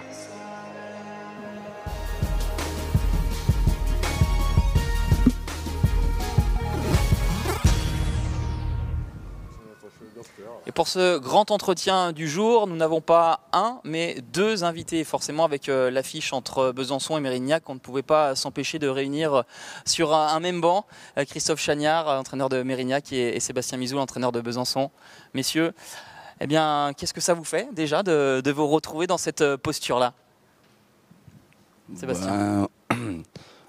On s'est joué il n'y a pas si longtemps que ça à Mérignac, il y a, je sais pas, 3 semaines, un mois à peine, ouais, un truc comme ça. Donc j'ai l'impression que c'était hier. Donc toujours un plaisir de retrouver ça et de se retrouver sur le banc là tout de suite, mais bon, on a eu l'occasion de se retrouver avant quand même. Alors parce que pour recontextualiser évidemment, quand Christophe était entraîneur principal au HBC Nîmes, Sébastien Mizoul en était son adjoint, mais bien sûr c'est avec le HBCN qu'on vous a vu côte à côte le plus souvent, mais c'est une amitié, on peut appeler ça comme ça, qui date depuis plus longtemps. Et Christophe, est-ce que tu peux nous raconter la genèse de cette connexion avec Seb? Déjà, Seb était dans la même ligue que moi, puisqu'il était sur Jacou, et voilà, il intervenait aussi au niveau de la ligue Languedoc-Roussillon à l'époque. Donc on s'est connus, on s'est appréciés, et lorsqu'on a pu travailler ensemble, ça s'est fait naturellement. En tant qu'entraîneur adjoint, moi entraîneur principal, et le courant est bien passé. Je pense qu'on a passé de belles années, on aimait travailler ensemble. Ensuite, malheureusement, il s'est passé ce qui s'est passé avec le HBC Nîmes. voilà, on n'a jamais coupé, on est toujours resté en contact. Voilà, moi je suis parti un peu loin, je suis parti de Nîmes et lui, après ensuite il a atterri à Besançon en tant qu'entraîneur de centre de formation et il a eu l'opportunité de prendre l'équipe 1 et franchement je suis content pour lui et il le mérite et vu la saison qu'il fait, voilà, c'est super. Sébastien, tu me disais bien que parfois dans une vie, il y a des rencontres qui changent une vie. Même pour te paraphraser, la rencontre de Christophe a illuminé ta vie. Est-ce que tu peux nous détailler tout ça? Oui, parce que comme a dit Christophe, depuis qu'on a travaillé ensemble avec les équipes de ligue, ça remonte à beaucoup d'années, 15, 20, une bonne quinzaine.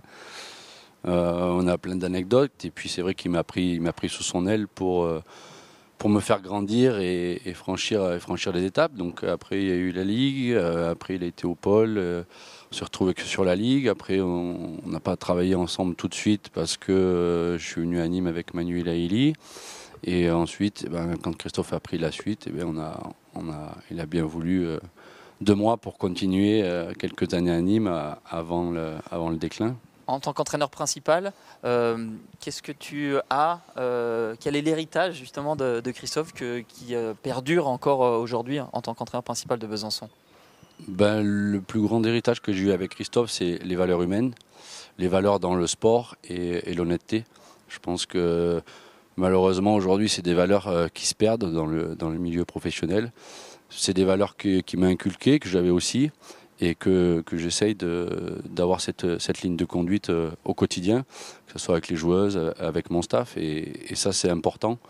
Je pense que c'est important de pouvoir se regarder dans la glace tous les matins en se disant qu'on fait le mieux possible et respecter les valeurs humaines, parce qu'avant tout on travaille avec pas que des joueuses de handball, mais des jeunes femmes, et je pense que c'est un paramètre qu'il faut prendre en compte. L'humain, justement, Christophe, ironie du calendrier, à quelques jours près, ça faisait 6 ans que le HBC Nîmes avait déposé le bilan. Quel souvenir tu en gardes? Parce qu'on avait évoqué ce sentiment du côté humain d'une famille. C'est vraiment ça, et là, c'était quasiment donc, père et fils. Oui, alors bien sûr, il y a l'histoire qu'on a vécue avec Seb, mais il y a toutes les joueuses. En plus, moi, j'ai eu la chance d'entraîner en première division dans une équipe où toutes les joueuses, je les avais eues, pas toutes, mais une grande partie en formation, que ce soit en pôle, sur les comités, sur la ligue. Donc voilà, c'est des filles qu'on a fait grandir, qu'on a essayé d'amener, qu'on a éduquées aussi avant tout. Au-delà du handball, il y a l'aspect éducatif qui m'importe. Et on essaie de transmettre ces valeurs, comme disait Seb. Et c'est vrai que à l'heure actuelle, il y a peu de gens qui ont ces valeurs, je trouve, mais bon, ça c'est personnel. Donc j'ai peu d'amis dans le handball. Mais au moins, les amis que j'ai, ce sont des vrais amis. Donc voilà, je suis en relation avec pas mal de filles aussi, même pas tous les jours bien sûr, mais de temps en temps j'essaie de prendre des nouvelles où on se contacte, où on se croise aussi dans les gymnases. Donc je pense qu'on a réussi notre coup, en tout cas en termes de transmission de ces valeurs et au niveau de l'amitié et de l'aventure humaine qui a été très forte à Nîmes, avec des hauts et des bas bien sûr, c'est sûr, mais en tout cas ça reste au-delà de comment ça a fini, ça reste quand même des bons souvenirs. Oui, tu parlais d'amitié, parce qu'on parle exactement de ça. Vous vous appelez toutes les semaines, quasiment. Hein. Qu'est-ce que vous vous racontez? Parce que c'est vrai qu'à de prime abord, vous avez sensiblement 10 ans d'écart. Seb est fan de surf. Toi, Christophe, d'apiculture, de faire du miel avec des abeilles en Lozère. Voilà, il peut y avoir une scission à prime abord, mais malgré tout, il y a ce ciment très fort. Ouais, non, après je laisse la parole à Seb, mais on a quand même des points communs, puisqu'on aime la nature. Lui, il est auvergnat aussi, donc moi j'adore l'Auvergne. On aime la course à pied, on aime la nature, on aime les animaux, on aime. Voilà. Alors c'est vrai que moi, le milieu aquatique, c'est pas mon truc, mais en tout cas, je pense qu'on a quand même pas mal de valeurs communes. Tu veux rajouter quelque chose, Seb? Non, j'aimerais bien le voir sur une planche de surf, ça pourrait être drôle. on va recentrer un petit peu sur le handball. comment tu pourrais définir Chat en tant qu'entraîneur? Est-ce que tu as pu prendre, lui piquer, tout en y ajoutant ta patte? Moi, ce que je retiens surtout avec Chat, c'est sa façon d'être juste. Et ça, d'être juste, peu importe le statut de la joueuse. Parce qu'on a eu la chance à Nîmes d'entraîner des grandes joueuses. Et pas des bonnes joueuses, mais je dis des grandes joueuses. Hein, quand on entraîne Camille, Blandine Dansette, Jugu Rani, Alison Pinault, Mouna Cheba, ouais, c'est des grandes joueuses. Donc, et la force de Chat, c'était qu'on s'appelle Alison Pinault ou Camille Ailon, ou que ce soit une jeune du centre de formation, et ben, le discours, c'était exactement le même. Et ça fait partie aussi des valeurs et d'être juste avec le travail fourni, le retour sur investissement, etc. Pour moi, c'est ce qui m'a le plus marqué. Et ensuite, l'aspect tactique de Chat, parce que tactiquement, c'est quelqu'un que j'admire, qui est fort, à qui je m'en suis imprégné, je m'en imprègne encore. Mais voilà, j'ai appris énormément de choses à ses côtés. De voir finalement là le mentor et puis la succession, quel regard tu portes sur son début de carrière en tant qu'entraîneur principal? Je ne me considère pas comme un mentor. Après, je pense qu'il avait les qualités pour y arriver justement. Et après, c'est vrai que la formation d'un entraîneur se fait, je pense, tous les jours, elle se fait avec des rencontres. Il faut prendre de chaque rencontre, il faut s'améliorer, il faut amener sa touche personnelle. Donc ça, Seb est capable de le faire. Je pense que, effectivement, ce qui est important, en tout cas pour moi, je ne dis pas que je détiens la vérité, hein, je ne suis pas du milieu fédéral, hein, donc je ne détiens pas la vérité, mais c'est d'être juste. C'est d'être juste avec les gamines, ou avec des femmes, pardon. Mais pour moi, ça reste des gamines. Voilà, c'est d'être juste. Après, je fais des erreurs aussi. Mais j'essaie en tout cas de me corriger. Voilà. Et je pense qu'être juste, c'est vraiment important dans un groupe. Et même si on se trompe, eh bien, il faut savoir le reconnaître. Et traiter les filles en fonction de chacune aussi, parce qu'on ne peut pas traiter une fille qui est mère de famille comme une jeune joueuse, mais il faut quand même avoir un cadre qui reste important. Merci pour cette interview, on vous a retrouvé avec grand bonheur. Dernier mot, dernière question, est-ce qu'il est possible, imaginable de vous retrouver dans un cours ou long futur, ensemble sur un banc? Moi, personnellement, j'aimerais bien être son adjoint. Moi, je l'accepterai, je pense. Bon, bah voilà, pas mieux. Voilà, pour ce moment sympa, humain, sportif, entre Christophe et Sébastien, de belles retrouvailles. Et le fait, hein, Amélie, de voir ces deux entraîneurs qui se connaissent par cœur, bien, on a souvent dans des matchs des batailles tactiques. Là, il y en a clairement une, hein, parce que vous aviez très bien dépeint les qualités de Besançon en avant-match, qu'on a très peu vu. Et pourquoi? Parce que Mérignac contrecarre ses plans. Ah oui, exactement, avec une équipe de Mérignac qui a mis un petit peu de temps à se mettre vraiment au diapason. Mais une fois qu'elles ont réussi à vraiment développer leur jeu, stratégiquement mettre du danger un peu partout dans le secteur offensif, elles ont énormément posé de problèmes. Elles ont aussi su lutter physiquement sur leur repli défensif et bien jouer avec leur rythme et qui empêcher les Byzantines justement de développer leur jeu, notamment avec une défense agressive qui a pas mal perturbé les Rouges sur le terrain. Il y a 12-11 à la pause en faveur de Mérignac. Alors rien n'est fait bien évidemment, mais pour autant on a pu voir sur cet écran partagé que nous proposait Thomas Mutos, bien, on avait un Christophe Chagnard plutôt détendu, avec à l'opposé Sébastien Mizoul, lui qui avait les traits beaucoup plus sévères et qui a poussé même une petite gueulante avant le début de cette deuxième période. Ah oui, voir ces joueuses finalement pas être complètement elles-mêmes sur cette première mi-temps, ça ne doit pas forcément lui plaire, hein, avec les échéances à venir, et aussi parce qu'ils ont très envie bien sûr d'avoir les points victorieux à la fin du match. Il y aura sûrement une grosse remise en point sur la mi-temps pour essayer justement de prendre le dessus sur un effectif qu'on a dit tant limité en nombre, mais en tout cas en qualité, qui est finalement difficile à faire déjouer. Vous parliez des échéances du calendrier de Besançon avec sont exemptés du prochain tour de Coupe de France. Il y aura la Coupe de France cette semaine avec les rencontres entre Paris et Fleury, Nantes, Chambray, Metz, Toulon. Et il n'y a pas de quatrième quart de finale puisque Brest a fait forfait à domicile dans cette Coupe de France et devait affronter Besançon. Donc Besançon qui sera donc automatiquement qualifié en demi-finale de Coupe de France.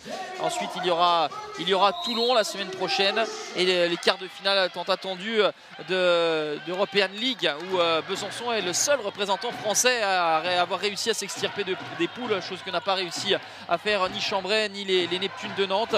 Et Besançon aura fort à faire face à BT Game, justement le club allemand qui a terminé premier dans la poule des Neptunes de Nantes. Ouais, c'est une belle équipe, beau match coup près à suivre pour cette équipe byzantine. En tout cas, on regardera ce qu'elles feront. Sagna avec Mendoza, Chimanga qui était venu très haut chercher l'Argentine.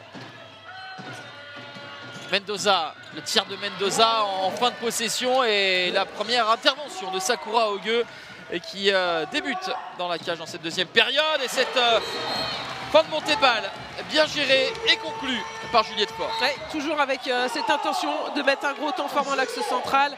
Même si elle n'est pas grande en taille, elle a de la capacité quand elle a de la vitesse et bien à trouver la mire aussi, Juliette Faure. Anthony Sen, Mendoza, Suke Sagna qui nous a exposé à la mi-temps évidemment l'un des enjeux de cette deuxième période, savoir gérer le tempo, les temps forts, les temps faibles pour ne pas manquer trop de lucidité au moment de prendre des shoots importants. Et oui, parce qu'il va falloir pouvoir gérer jusqu'au bout. On voit déjà là notamment sur le poste là, de pivot, Anna Lacoué qui avec ses mains sur les genoux montre quelques signes de fatigue. Anthony Sen, Mendoza. Elle est toute heureuse les Mérignac d'avoir encore cette possession. Anthony Sen, très peu de mouvement. Sagna, ça part vite. Le coup de poignet de Suke Sagna. Ouais, c'était pas évident de le remettre vraiment en bas, pile dans le coin. Et elle a su le faire en utilisant toute sa technique, pile au moment où sa partenaire l'a passé devant, histoire de lui protéger un petit peu le but, d'empêcher à ce qu'un défenseur lui monte dessus. Ouais, après un début de match compliqué pour Suke Sagna. Elle est à 50% maintenant, à 3 sur 6. Anthony Sen.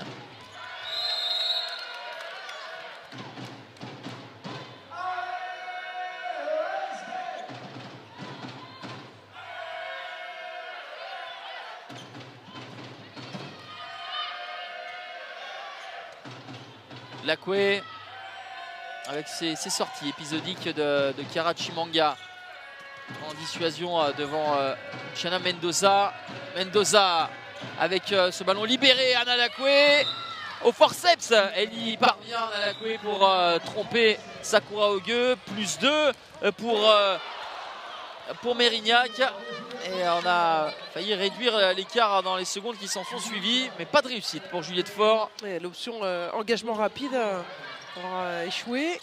Mendoza, la fin de passe de Mendoza, elle a pas mal de latitude, surtout quand derrière elle exploite les failles qu'elle se crée elle-même. Ouais, c'est très intéressant ce qu'elle développe en termes de jeu. En première mi-temps, elle avait inscrit 3 buts. Elle avait proposé un jeu varié. Et là, à nouveau, elle fait mal par sa technique, sa capacité à briser les temps de jeu. Et plus 3 pour Mérignac, c'est le plus gros écart de la partie. On avait eu un plus 2 pour Besançon, on avait eu un plus 2 pour Mérignac. Mais là, c'est bel et bien le plus gros écart de la partie. Et Audrey Dembélé qui a mis du rythme. Pas de 2 minutes. Elle va bien s'en sortir, Ilona Kiefer.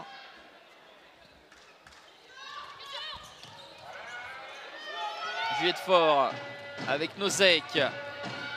Dembélé. La rentrée de Lucie Granier. Dembélé, on essaye de mettre du rythme, de faire circuler la balle. Le service et la parade de Léna Leborgne. Il y avait de toute façon un passage par la zone pour Louise Cusset. Même quand on arrive à trouver les solutions, et bien derrière, il n'y a pas la réussite à la clé. Oui, c'est peut-être une des choses négatives sur la première période, avec seulement 55% de réussite au tir. Ça continue là avec l'échec notamment de Louis Cusset et aussi de Faure juste avant, de Juliette Faure sur la contre-attaque. Mendoza avec Sagna. Oh, attention, ça a pu faire mal. Hein. Le tir contré par Louis Cusset derrière la contre-attaque. Chimanga qui est allé se rapprocher de Léna Le Borgne pour la tromper. Alors avec attention hein, sur ce tir contré tout à l'heure hein, de Louis Cusset sur Souké Sagna. A dû prendre le ballon soit au bout des doigts, soit le coude qui est parti en arrière. Elle est sortie immédiatement avec une douleur vive. Ouais, c'est hyper douloureux ce type de blessure.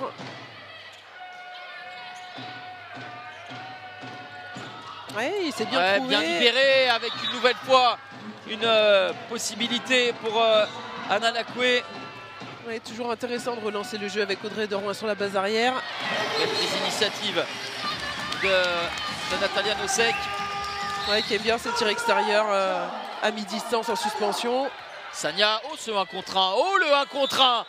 Le courant d'air de Souké Sagna sur Natalia Nosek et la finition Coilon. Elle est très habile sur son appui pied droit. Elle arrive à retrouver pas mal de suspension pour s'équilibrer ensuite. Et à la finition, c'est propre. On a vu hein, la précision du tir tout à l'heure en bas à gauche. Là, pareil dans le coin. Elle n'arrive pas à se remettre à l'endroit les Byzantines. Un peu de précipitation, le passage de bras de Souké Sagna, décalage, elle est à linière. Elle a tout lu Sakura Ogue pour rester vigilante au premier poteau. Ouais, elle qui aime bien ses tirs d'aile en général. Nosek, Juliette Faure, Dembélé, jusqu'à Karachimanga et Léna Le Borgne dans la lignée de ce qu'avait proposé Hélène Falcon en première mi-temps. Sort des arrêts décisifs pour Mérignac. Ouais, c'est dur pour les Byzantines lorsqu'elles se présentent devant la cage. À chaque fois, c'est les gardiennes qui prennent le dessus. Ouais, attention parce que se dire qu'il n'y a qu'un but, 2 buts d'écart, voire 3 et qu'il y a du temps, là elles sont en train de s'installer et de bâtir progressivement une victoire à l'extérieur, les Mérignacaises, à condition de ne pas balbutier son handball et de perdre des ballons bêtement. Récupération de Pauline Robert. Voilà, c'est vraiment ça hein, qui leur porte défaut, les nombreuses pertes de balles qu'elles ont réalisées, mais 10 en première mi-temps. Bien joué, la petite passe en bas de Juliette Faure, mais Lucie Granier à son tour est en échec face à Léna Le Borgne. Voilà, les pertes de balles associées au tir raté, ça fait beaucoup côté Besançon. Et c'est vrai que depuis le début du match, malgré tout, hein, on a l'impression que après ces 10 premières minutes de jeu, que Mérignac domine dans le rythme et dans leur manière de faire durer les attaques, de trouver des options, même en bout de possession. En défense aussi, elles mettent beaucoup d'agressivité, elles prennent des initiatives. Anthony Sen. Le ballon tout proche d'être récupéré par Lucie Granier. Toujours propriété des Mérignacaises avec Anthony Sen. Sagna. Un Mérignac qui a gagné 4 matchs depuis le début de la saison face à Toulon, Fleury, Plan-de-Cul, Kessel. Donc on a bien ciblé, hein. Ce sont des équipes de bas de tableau qui sont soit derrière, soit légèrement devant.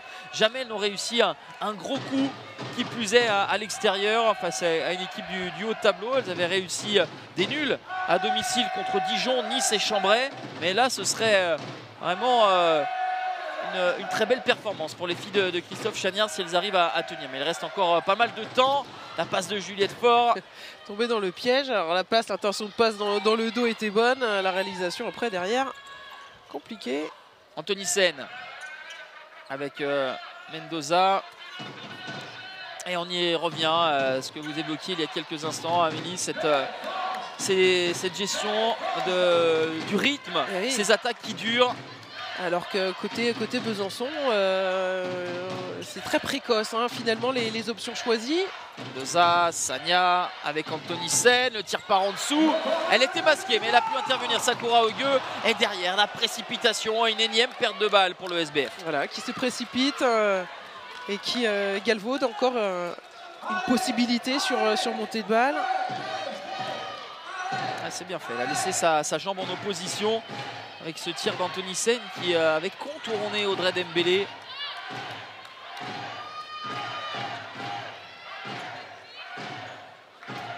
On avait retrouver Sébastien Misou en début de deuxième période. Le visage grave, oui, les sourcils froncés, son visage est toujours aussi interdit hein, avec ces joueuses qui après 10 minutes en deuxième période n'ont pas haussé le curseur nécessaire pour revenir à la hauteur de leur adversaire. Ouais, non, il va falloir bien travailler, bien réajuster les choses parce que si elle continue dans ce sens, ça ne sera pas suffisant face à Mérignac. Dembélé, et bien voilà, lorsque les rouages du collectif sont un petit peu grippés, on peut s'en remettre à la qualité intrinsèque, la qualité individuelle des joueuses et Audrey Dembélé ressort de nouveau de sa boîte. Ouais, elle propose beaucoup de défis à la défense, elle avec son envergure qui peut aller la déstabiliser dans les airs et s'interposer. Un joli 5 sur 8 hein, pour Audrey Dembélé qui n'avait pas débuté la partie et qui a fait une apparition tonitruante. Alors pour autant on n'a pas revu Alexandra Rosiak. Dazé avec Léa Linière, Mendoza, Julie Dazé, Sagna, la passe sautée, Audrey Derouin qui ne pourra pas aller au tir. La no-look pass qui n'a pas fonctionné. Belle présence de Chimanga, attentive. Juliette Faure avec Dembélé qui insiste en puissance, elle ne sera pas récompensée. Audrey Dembélé, on va revenir à une faute au préalable d'Audrey Derouin me semble-t-il. Ouais, elle avait tout donné, là, elle s'est bien arrachée pour aller au bout de son action. Attention parce qu'elle s'est tenue le genou, bon ça a l'air d'aller. L'entrée des Serpilleros.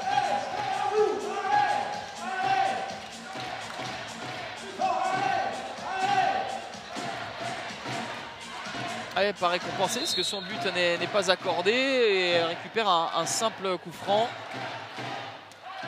avec Juliette Faure à l'organisation. Nosek. Faure, Chimanga, Nosek avec Léna Leborgne, toute heureuse de voir ce ballon qu'elle touche roulé à côté de son but. Et on avait bien combiné pour mettre le bras de Natalia Nosek en évidence, très, très large là au loin.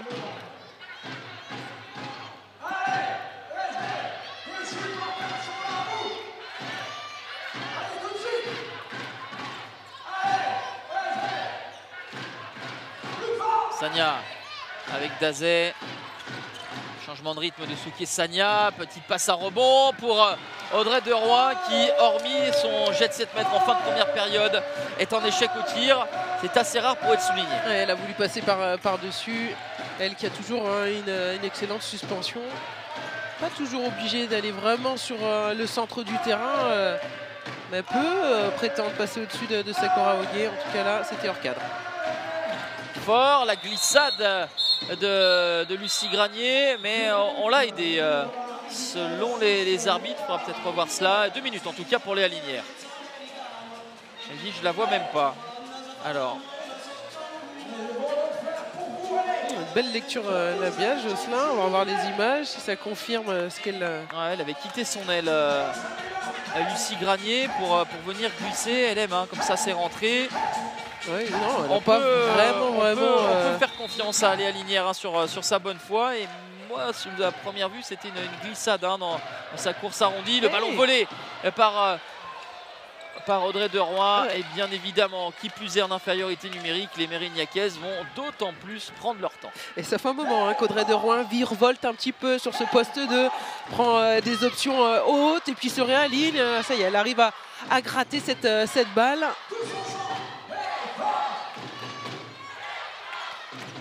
Sagna avec Jobard, Julie Dazé, Souké Sagna, passage de bras de Luciana Mendoza. Très intéressante hein, tout au long de la saison et ça se vérifie hein, ce soir. L'arrière droite argentine. Mendoza avec Dazé. Oui. Julie Dazé qui insiste. Alors, on a tellement l'habitude de l'avoir altruiste à la distribution, mais qu'on lui a laissé toute l'habitude d'aller jusqu'au bout de son intention. Ben oui, il y a des zones de fragilité sur ces postes 2. Elle a tellement de rebonds sur le 1 contre 1. Alors, 2 minutes. sur un champ. Mauvaise rentrée, mauvais changement. Alors du coup, il va falloir sortir une joueuse. Ce sera soit Ilona Kiefer, soit la coach, c'est Ilona Kiefer qui va aller s'asseoir. Attention à ces faits de jeu, ça peut être eh bien, un élément précurseur d'un rebond pour Besançon.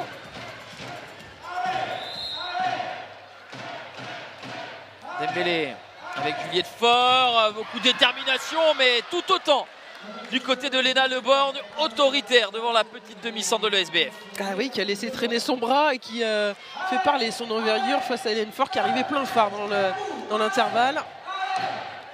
Elle s'en veut, hein, Juliette Faure, parce qu'elle avait mis tous les ingrédients nécessaires. Elle était dans le bon timing dans la course. Elle avait réussi à pousser compagnie aux deux postes 3 de Mérignac. Mais derrière, il y avait ce dernier rempart, Léna Leborgne.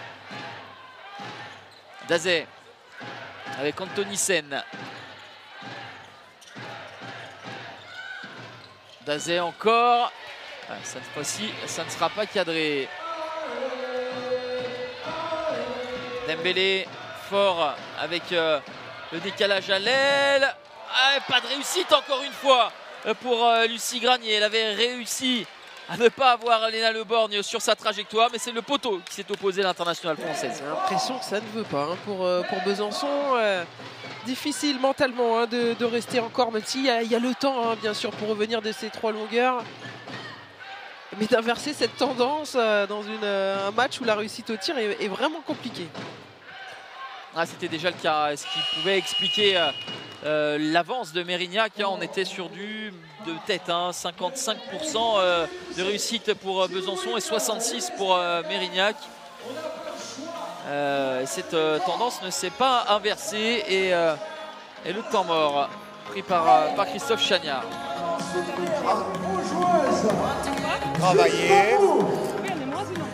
Travailler, ensuite on va sur Espaillo.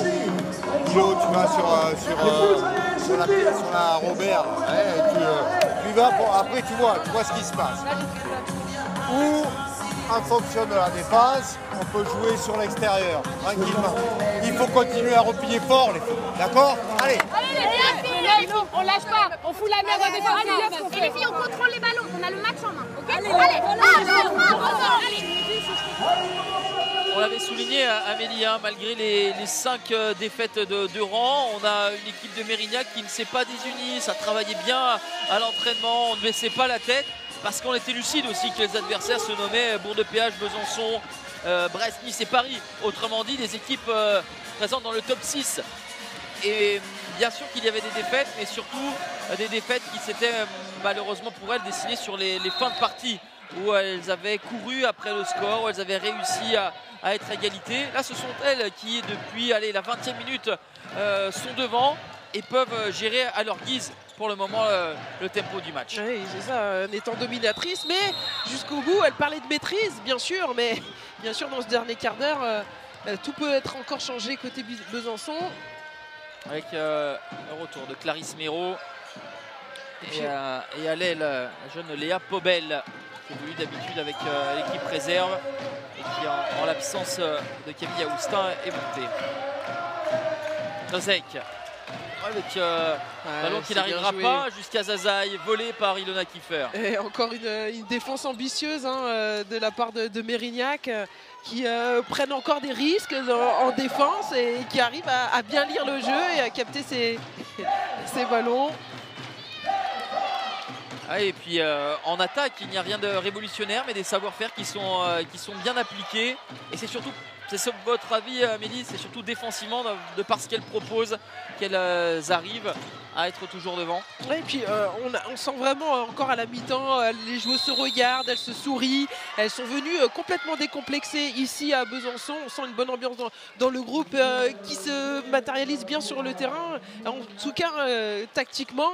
Et encore une fois, elles obtiennent un penalty avec beaucoup de justesse. Il y a plus de maîtrise du côté de Mérignac et ça se voit dans le temps. Audrey de Rouen face à Sakura Augueux, une balle de plus 4 qui va être convertie. Là, il va falloir passer la vitesse supérieure, très clairement pour Besançon, si elles veulent éviter une déconvenue à domicile, parce que là on a le plus gros écart de la partie et le temps s'est bien écoulé depuis. Oui, c'est ça, et avec, on essaie de créer le détonateur avec notamment Clarisse Méraud, et pour l'instant on n'arrive pas à organiser le jeu pour isoler, pour qu'elle se retrouve dans des bonnes situations. On force encore une fois un tir. Deux belles défenses pour contrer dans un premier temps Clarisse Méraud et ensuite récupérer la balle qui est montée par Luciana Mendoza. Dazet de Rouen qui va temporiser, voilà, tout le monde va se repositionner et on va faire s'égrener encore une vingtaine de secondes et surtout empêcher Besançon d'emballer cette partie et de croire à un retour. Parce qu'on est toujours dans exactement le même profil depuis la seconde période, avec une équipe de Besançon qui prend vite des options sans vraiment travailler. Et puis là, voilà, un coup franc, deux coups francs, on fait tourner et puis avec justesse, avec intelligence, on finit par trouver la faille. Dazet avec Mendoza. Allez, on va aller jusqu'au bout de la possession, jusqu'au bord du refus de jeu de Rouen avec Mendoza, Dazet. Allez, ballon chippé par Sabrina Zazaï avec Pauline Robert qui va aller jusqu'au bout. Ah oui, déposé soigneusement au-dessus des cheveux blonds de Léna Le Borgne qui réalisait parade sur parade dans cette deuxième période. Elle était à 4 sur 8, à 50%. Et voilà un très joli but qui va permettre à Besançon de croire un retour. C'est une balle de moins 3 convertie. Ouais, et puis on vient de changer, hein. On essaye de ramener aussi Rossiac qui était sorti du jeu pendant pas mal de temps, réimpulser une nouvelle dynamique. Ce ballon sur tout le terrain, c'est une des marques de fabrique des Byzantines. Ça va peut-être aussi leur donner la voie. Dazet avec Souké Sagna qui est forcé de Soukena Sagna avec Sakura Ogue. Est-ce que ça a été vu? Il y avait eu un tirage de maillot. Le ballon est toujours vivant. Oh là, ça peut prêter à confusion, hein. Il y a les siffles qui commencent à tomber des tribunes du Palais des Sports Gagny-Yalouz parce que, eh bien, pour ainsi dire, on a vu la brassière de Sabrina Zazaï qui a été largement tirée par le maillot. Oui, il y a eu ça, le ballon après dans la continuité. Enfin bref, la décision en tout cas n'est pas allée dans le sens des Byzantines. Elles vont devoir essayer de récupérer un autre ballon.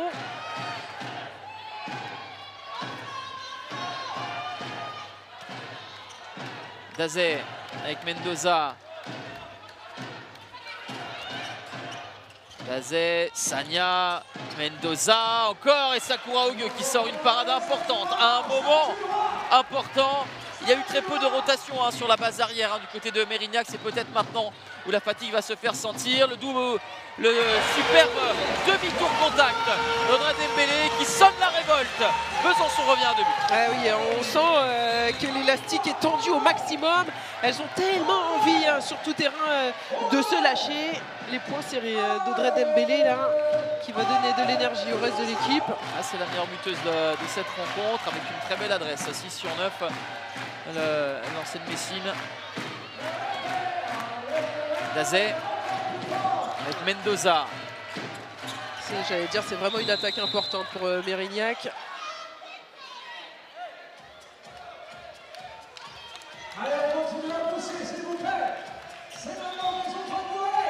Mendoza qui tient bien son passage de bras, ça fonctionne. Alors que l'on revoit tout à l'heure oui, effectivement, Julie Dazet un petit peu en retard qui a voulu gêner au maximum Sabrina Zazaï et derrière Léna Le Borgne qui était là. Nouvelle perte de balle pour les Mérignacaises et Pauline Robert qui tombe sur une impériale Léna Le Borgne. Alors autant les 2 buts que l'on venait de voir du côté de l'ESBF avaient remis en selle, avaient chauffé le public byzantin, autant là cette intervention énorme de Léna Le Borgne vient climatiser les ardeurs de retour. Oui, c'était un nième échec sur cette seconde période, sur des tirs à bout portant en contre-attaque. Et pour autant, on se dit que de nombreux ballons peuvent être encore obtenus. Allez, rien n'est fait encore. Plus de pour Mérignac. On se souvient, le match aller, Besançon s'était imposé d'un petit but en ayant, selon les termes de Sébastien Mizoul, réalisé le hold-up. Elles ont été derrière toute la partie quasiment pour passer devant à 5 minutes de la fin et ensuite emporter les 3 points. Ballon volé une nouvelle fois par Sabrina Zazaï qui pousse avec Clarisse Méraud. Le ballon perdu en cours de route. C'est dommage, hein. Les buts dits faciles auraient été bien accueillis à ce moment-là de la partie pour les Bisontines. Il va falloir retravailler, reconstruire une séquence pour revenir à un but à 8 minutes de la fin. Et puis vous parliez de ces vieux fantômes du match aller, des fins de match souvent compliquées. C'est là que le doute peut s'installer dans les têtes des Mérignacaises. Allez, 2 minutes pour Audrey de Rouen, prise par la vivacité de Clarisse Méraud.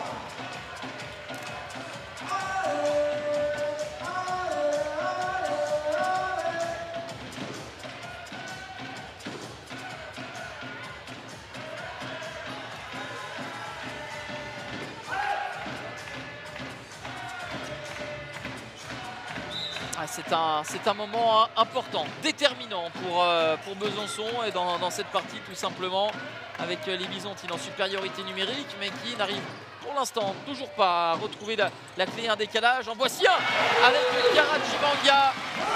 Mérignac 19, Besançon 18. Ouais, c'était pas le plus facile ce tir là sur l'aile.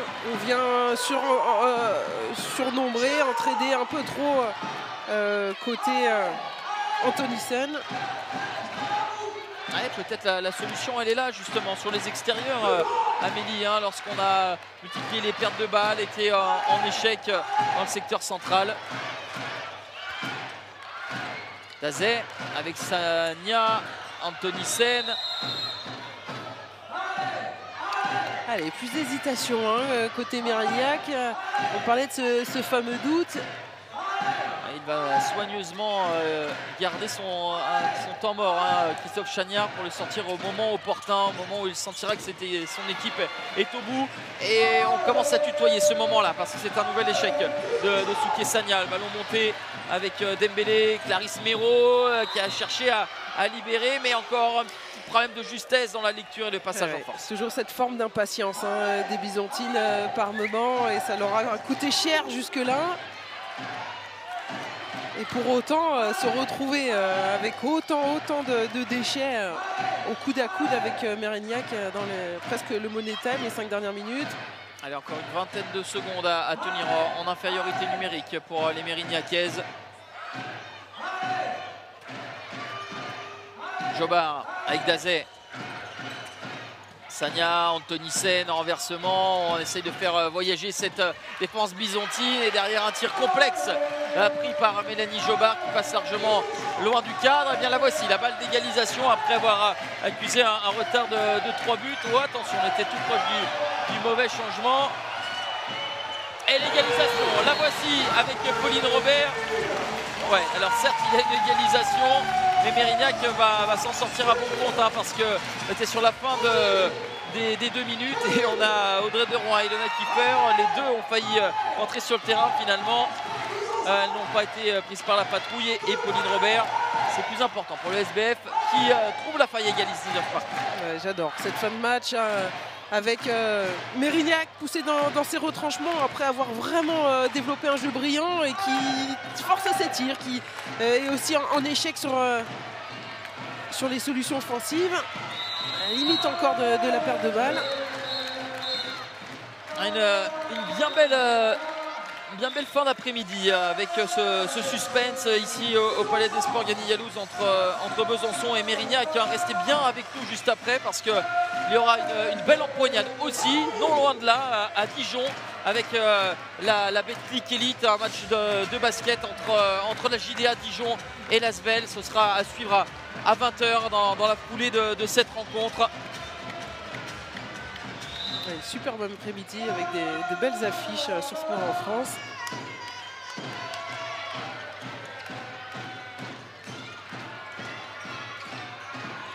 Et voilà, on va essayer, on force encore sur l'extérieur, elle n'y arrive plus.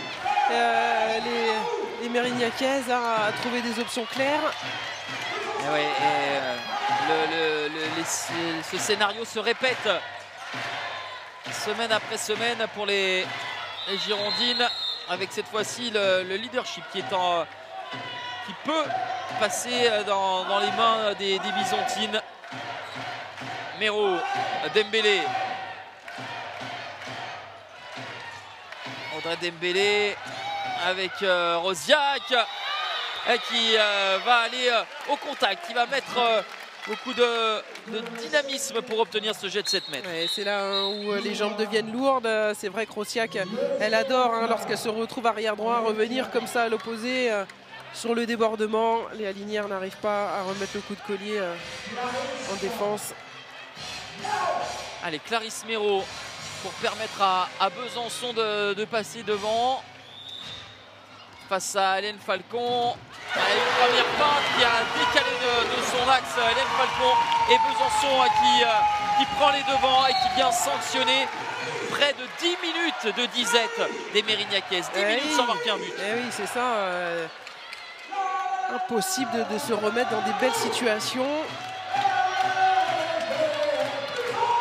Allez, tout reste quand même à faire, même si ça a été compliqué sur la fin de match. Elles peuvent encore prétendre à une victoire.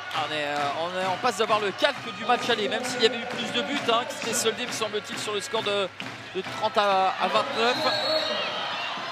Et le pied de Clarisse Mero là, qui leur permet de survivre sur cette action. Ouais, le temps posé par Christophe Chagnard, il va être important dans les consignes et surtout être utilisé par ces filles pour souffler un petit peu.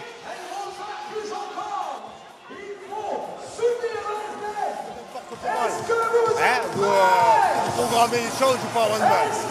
On va jouer simple, vous me mettez les arrières extérieurs. Souquet, tu te mets au milieu, tu te mets entre les deux numéros 3. D'accord? Tu fais temps fort autour. La première solution, c'est de voir si on ne peut pas mettre les ballons en bas par rapport à Léa. Okay? Ensuite, il faut replier, sachant que si tu fais des temps forts, les numéros ils vont essayer de gratter. Donc tu vois là où il faut la mettre. Allez, on va le chercher. Allez les meufs, 1, 2, 3. Ouais, les mots fermes de Christophe Chagnard.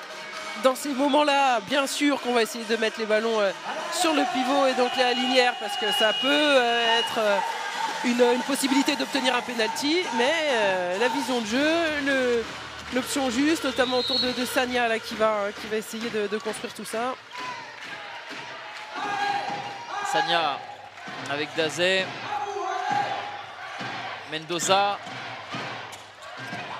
Dazé à l'intérieur.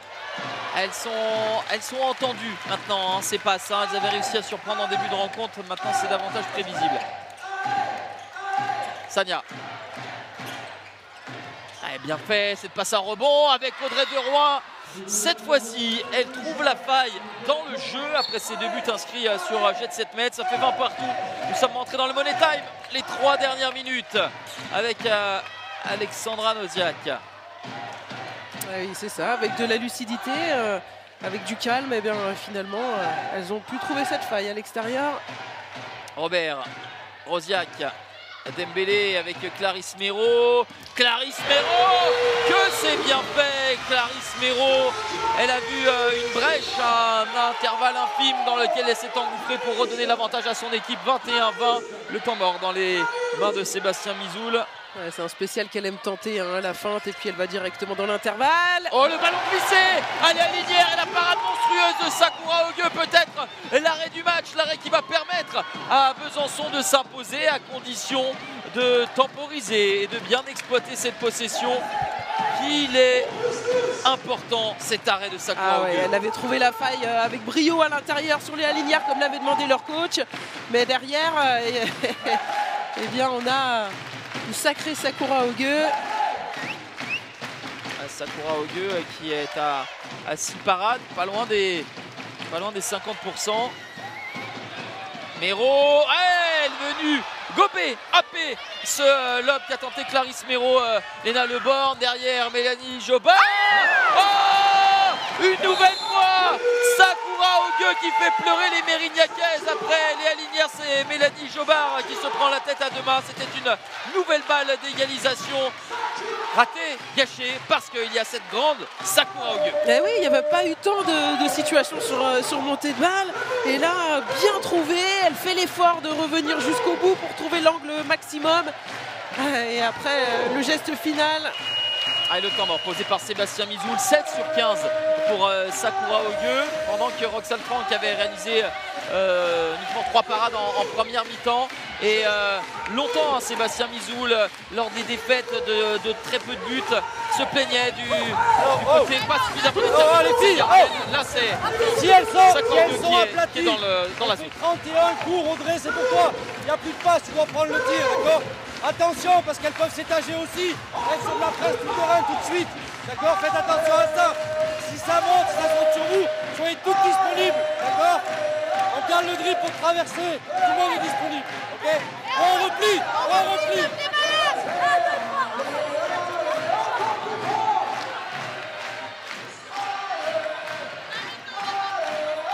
Un seul but en 13 minutes pour Mérignac. Hein. Évidemment, c'est dû à cette fatigue, ce manque de ressources hein, sur le dernier quart d'heure. Oui, mais pour autant, les solutions, les dernières options, elles qui avaient mis 10 minutes justement à être finalement, elles n'en trouvaient pas vraiment des solutions. Là, elles les ont eu, hein, les deux ballons. Et il reste encore 1 minute, tout peut se passer.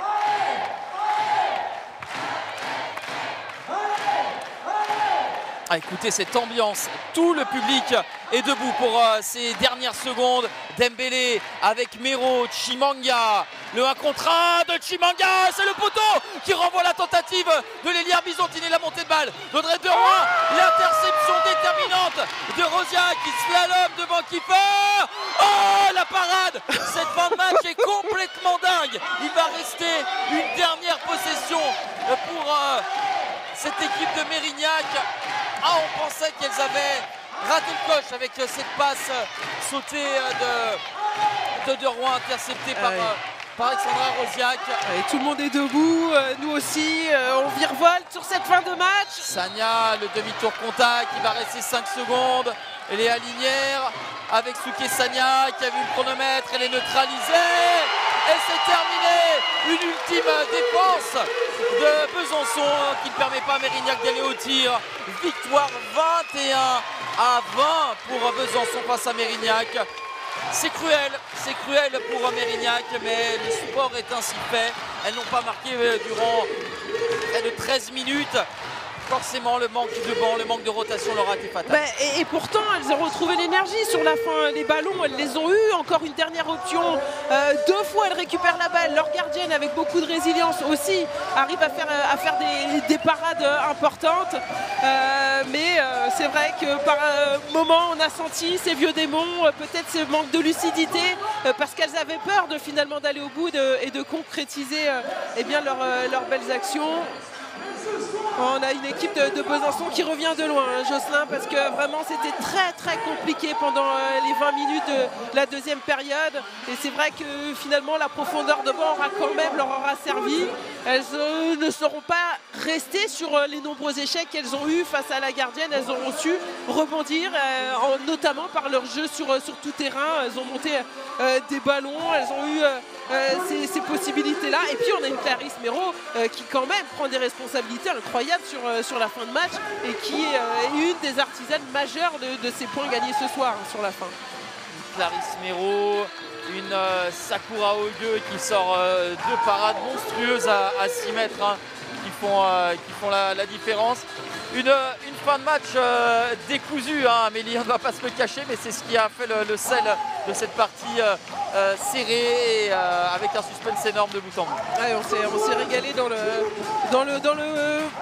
un scénario complètement improbable d'une équipe de Mérignac qui aura eu beaucoup de maîtrise et qui aura commencé à douter, et des Byzantines chez elles ont su inverser la tendance malgré vraiment un match compliqué. On avait l'impression que c'était un jour sans, et pourtant eh bien, ça aura suffi pour avoir ces points de la victoire.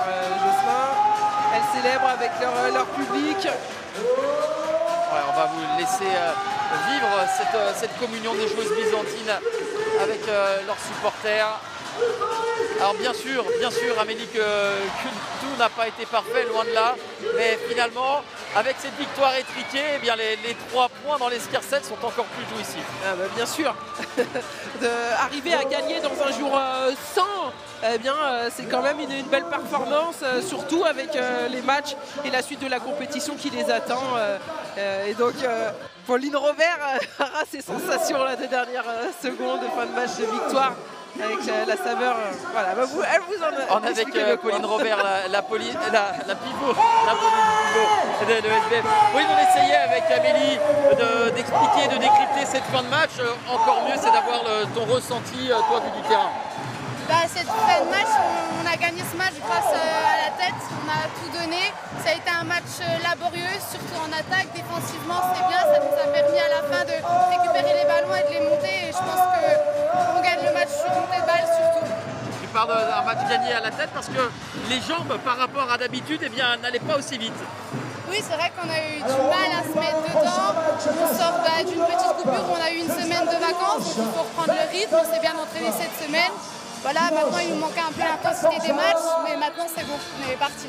Et tu connais le problème du coup, c'est que Seb il va se dire, finalement quand je les fais souffler, elles reviennent avec moins de rythme, c'est peut-être pas une si bonne chose.